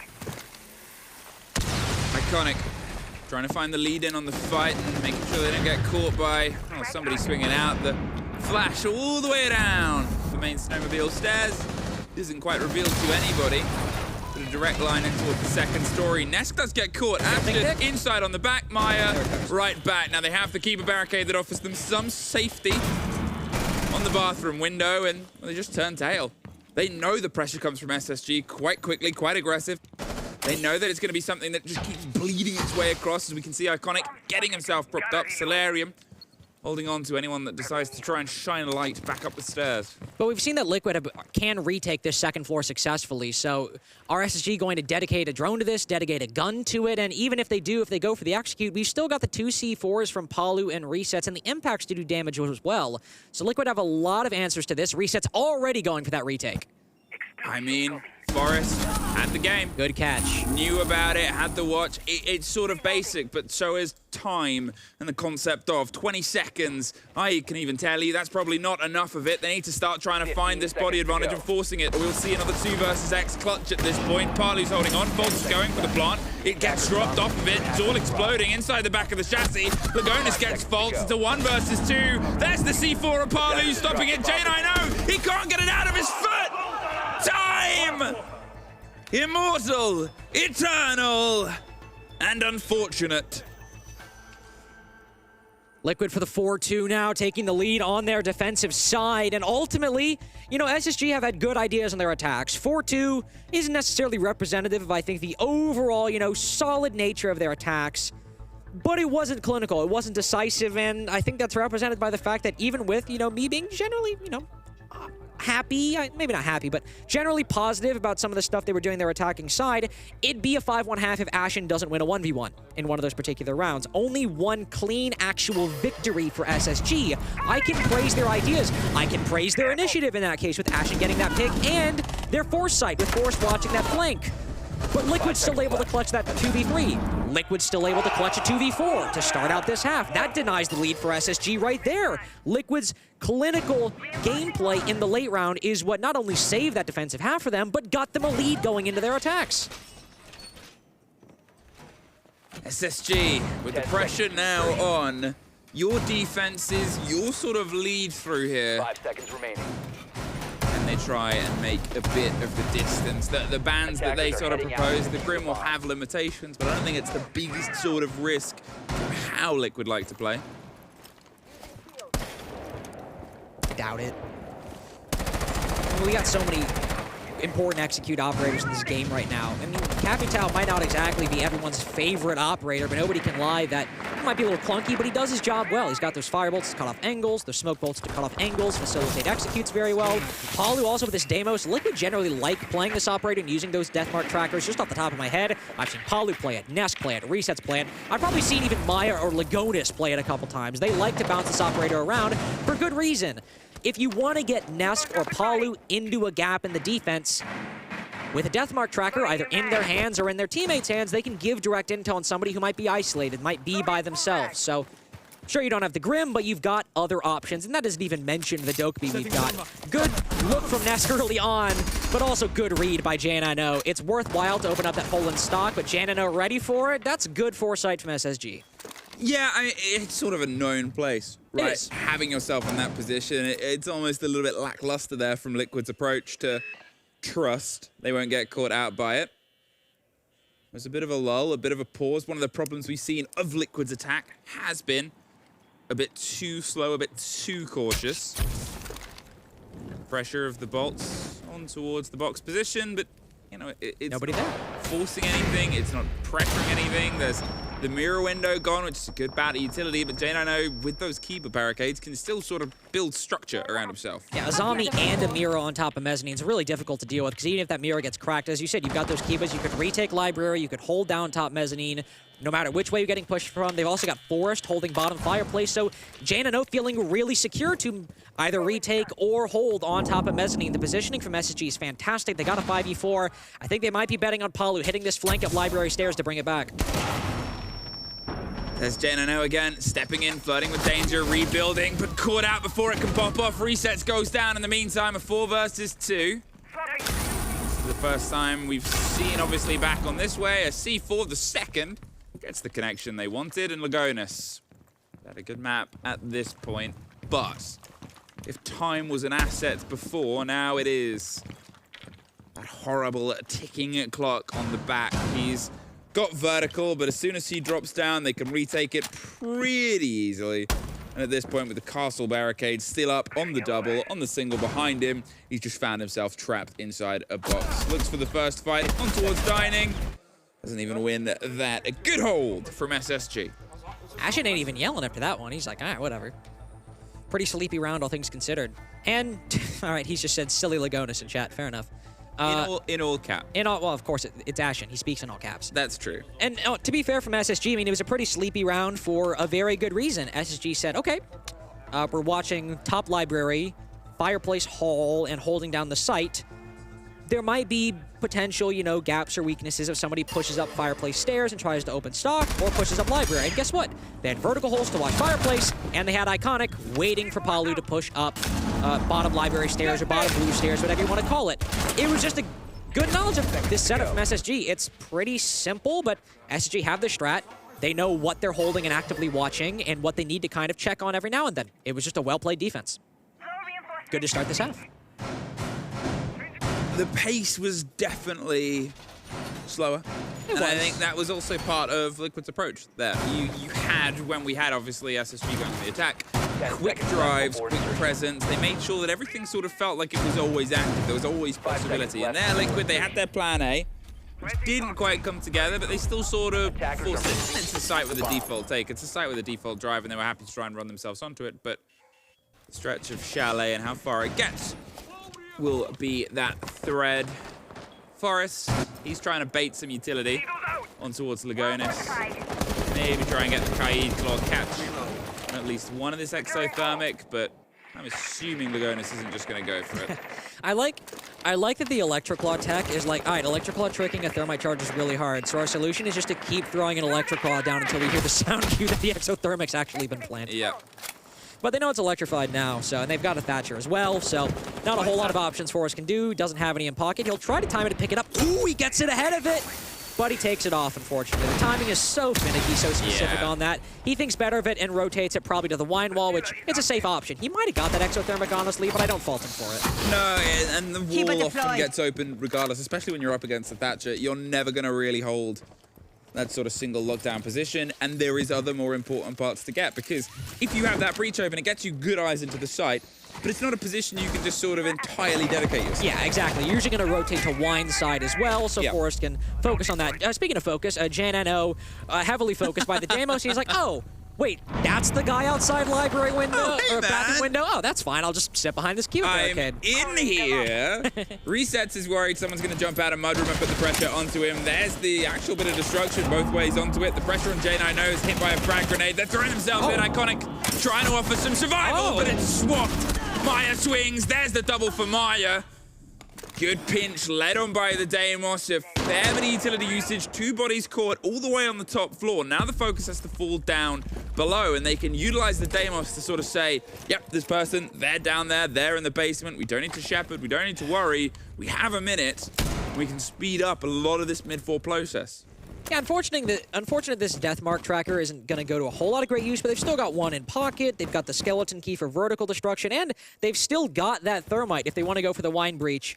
We're kind of getting low on time, so I don't think they're going to go for that necessarily, which proposes an interesting question, which you and I brought up earlier, which is you don't usually base an entire execute on that front side, but where else are they going to go? They've got the 5v3, so they should probably win this on kills, but given the low time, and Fultz is holding down this front position with a shield and the staircase with a shotgun, there's not an easy way, but if Fultz goes huge, there's something. They haven't really done a huge amount of vertical either. There's been no shepherding of the space. They're holding on against the back end of the hatch. It's going to get breached by the exothermic just next to it. Should get the pocket of space, and they can use this. But that position of Fultz and Ashen going for an explore up the stairs. 2 shotguns, 2 seconds, 2 pumps, 2 kills. 1 man in a smoke canister caught out. And I mean, as you said, they just did not have any of the work done. No, they had that 5v3. Credit to Maya for that big individual play, but they had to move down to the bottom floor, and not having that wine wall open, not really having a great secondary option to push from, left them at the mercy of SSG, who were playing aggressively on both of the staircases that they correctly read Liquid had to push from. The main stairs, which Fultz had, behind the shield that watched the breach, or the staircase, no matter where they pushed from. But then, to make things even better, Ashen, playing aggressively on blue stairs with that shotgun, wins the fight with resets, trying to lurk down the backside. It's a good call from Liquid. He should have been pushing there. But again, similar to that Bar Games attack, SSG are aware of where the gaps are. They're aware of where Liquid want to push from and where they think they can get away with an opening. And they're filling them, they're checking them, and they're winning the fights they need to. Great 3v5, and we're back in a tie game. All level up, but now Ashen shouting. He wanted to wait. He wanted to wait until they got themselves back level. 3v5, and he killed one of the main players that could have brought that round back to Liquid. I'd get a little excited too. 4 apiece. 5 seconds to go. And still, both timeouts on the board as well.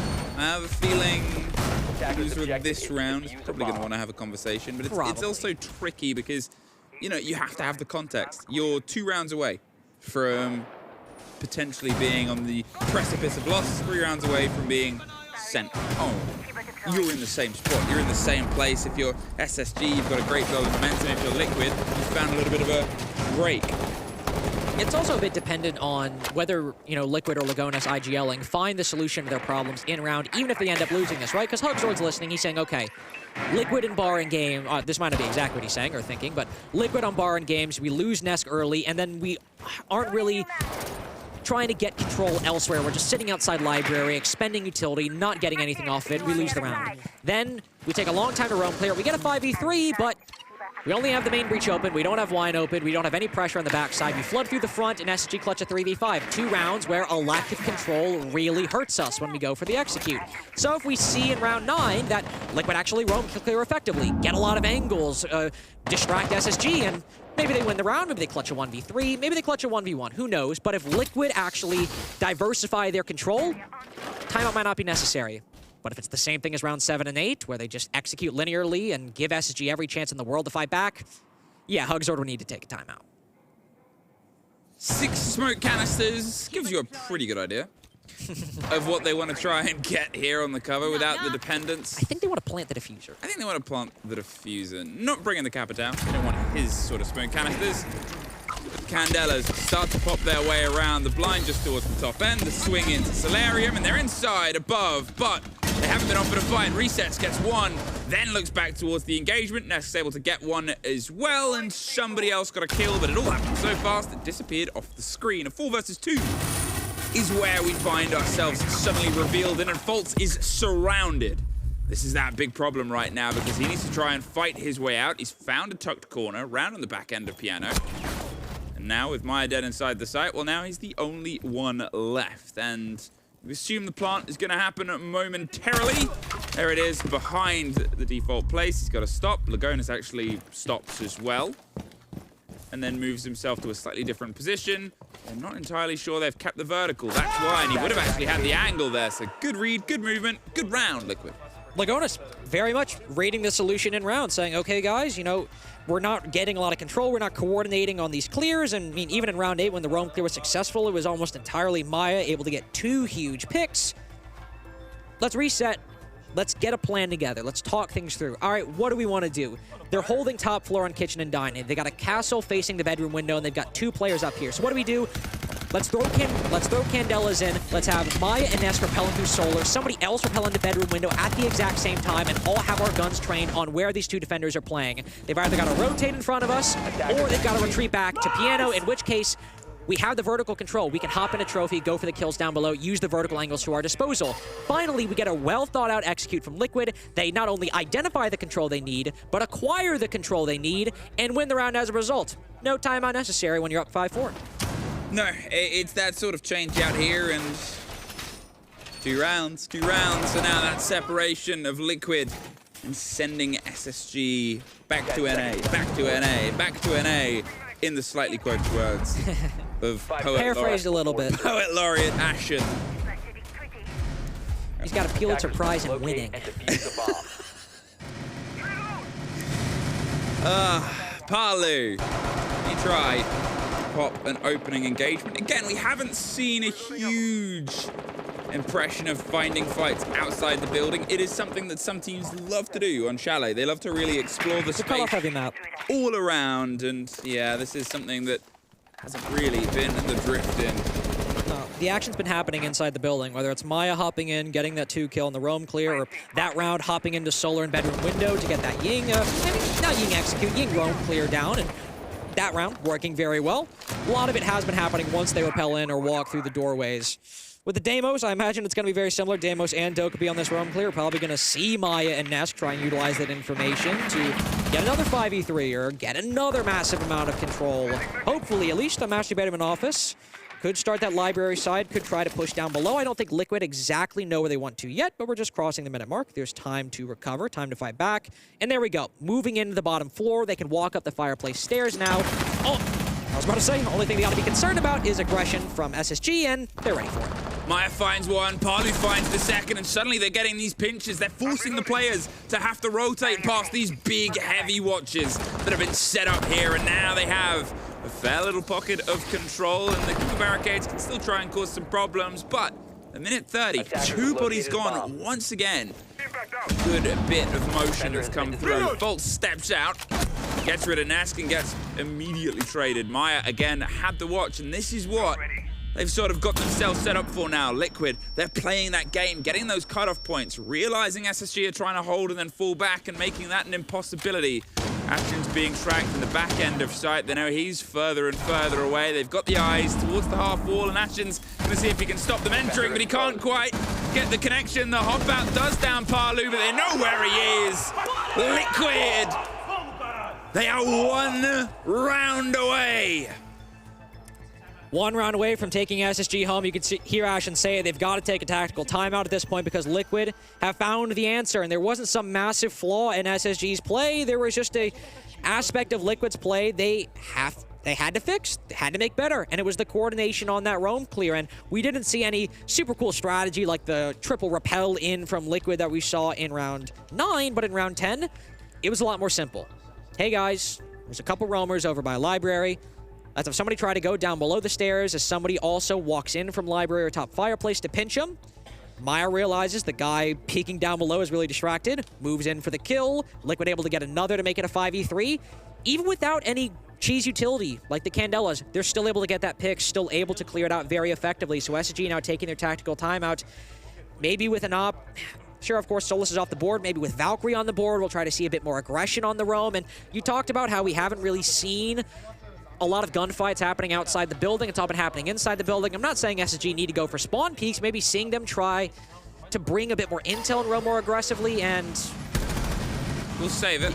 I was about to say, you pointed it out, but oh, it's gone. They didn't commit. Forces on Cav until the final second of prep phase. Yeah, that would have been... I mean, it could have been big, but it probably wouldn't have. It would have been a solution. It would have been a solution.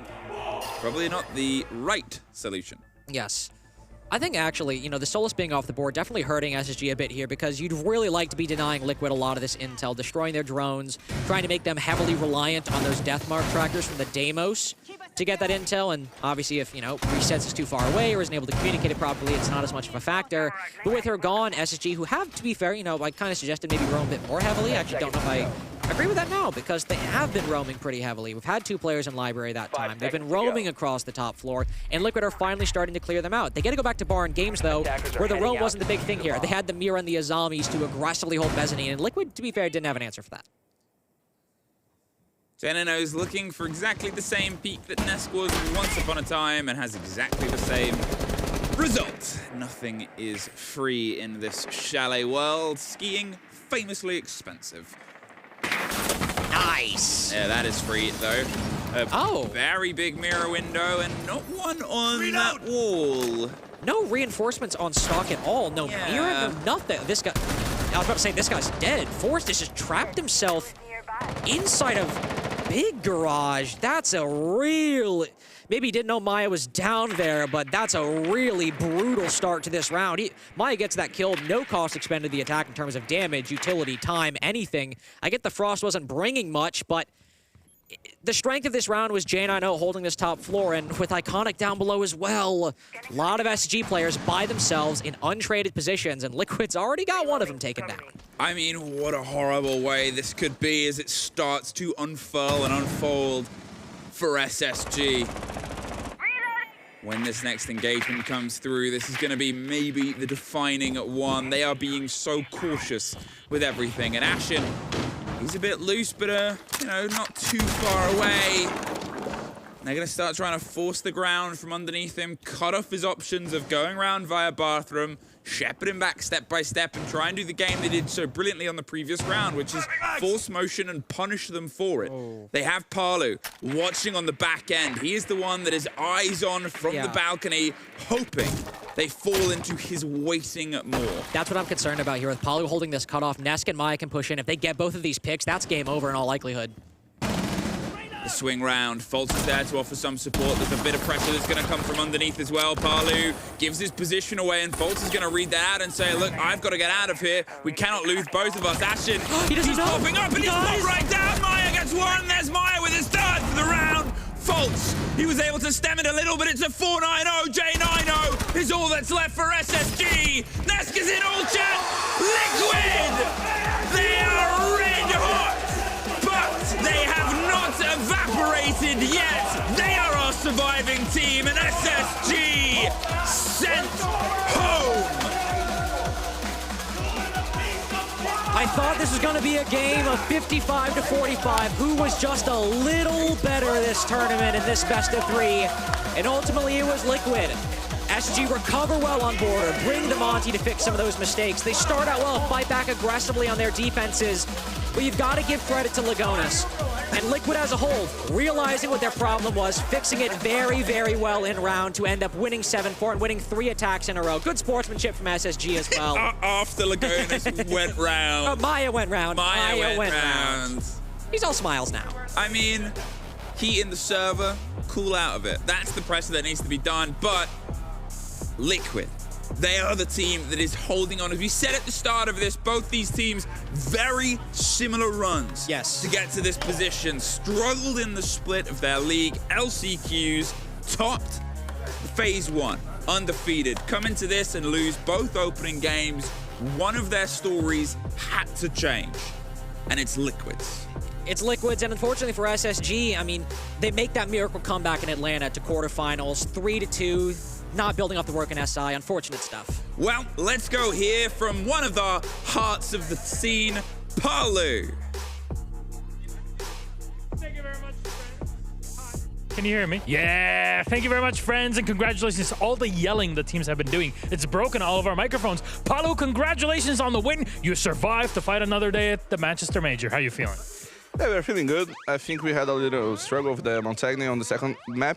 But yeah, we just banned it and they couldn't do anything. That was it. It turns out that this was the strategy of just, we'll have something to walk in front. There were issues to solve there in Oregon. But for Chalet, what was your game plan then? Yeah, as I said, like we were smashing them in almost everything. We just on attacks on the Aragon we were struggling a little, but after that we like talked, and the biggest problem on the border was the Montagne, and we just banned it, and they like didn't have anything to like, how can I say, when things aren't working they can run to the Montagne, and they couldn't, like, so yeah, that was it, the plan basically, and we knew that our strategies were really good against how they play. That was it. I mean, look, looking away from strategy here, it looked like emotions are running high for the entire team. We see, like, I'm surprised this whole place didn't fall apart with how you guys were celebrating at the end of it. So how do you feel that energy was kind of pumping through the team? Yeah, it was good. Like, Ashen likes to scream a lot, so the guys were just screaming back. I mean, you have to be able to take the heat if you want to, you know, start trash talking. Of course, it's part of the game, you know. Just don't get like too personal, and that's it. It's part of the game. Always you can just say, just not offend anyone. Yeah.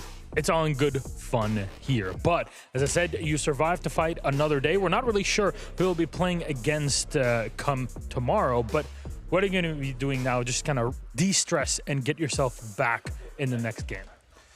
I think right now we are playing like best of threes. We certainly play really better than the BO1s. I think we had some issues. We could have won like both of the games, I think, but we discussed a lot of things, and I think we just like forget about it and let's focus on the next matches, you know. Liquid is a best of 3 team. Is that what we learned from it? Yeah, I guess so. There you go. You heard it here first, folks. Best of 3 team. That's Team Liquid. Paulo, thanks so much for joining us here. For all those watching at home, let's break down our game on the analyst desk.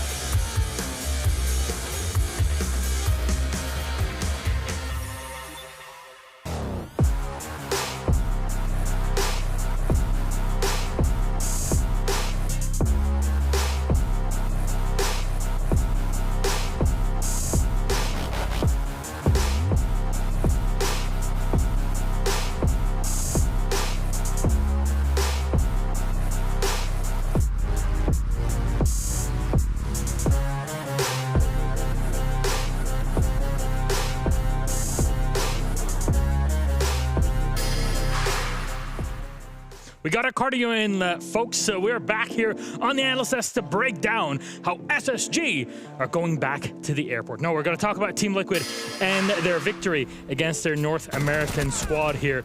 Alfama, Liquid, they looked like an actual team working together in the last map. Yeah, that's the biggest thing. They were playing together. If you look at the numbers, obviously Maya had a great game, but overall, the cohesion on this team was much better. I think strategically they won the match, but I think actually it was closer than expected. Ashen again dropping crazy numbers. There were some clutches. Overall, Liquid, though, strategically, theoretically, were winning it. We're controlling the pace. We're the better team here. Yeah, that's the thing. I think we think about the game the same ways. I look at the games and I see who's controlling the game, who's strategically winning the round, even if they're not actually winning the round. And I think throughout this whole best of 3, that was Team Liquid. There was times, there was big clutches. You know, Ashen's had a clutch in basically every single one of these series on his own that has kept kept SSG in the game.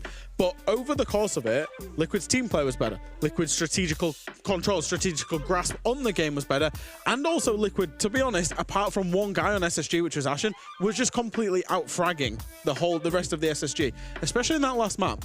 We saw multiple times where Maya would get the entry, 2 or 3 kills would bounce back, and suddenly Liquid are in a 5v2.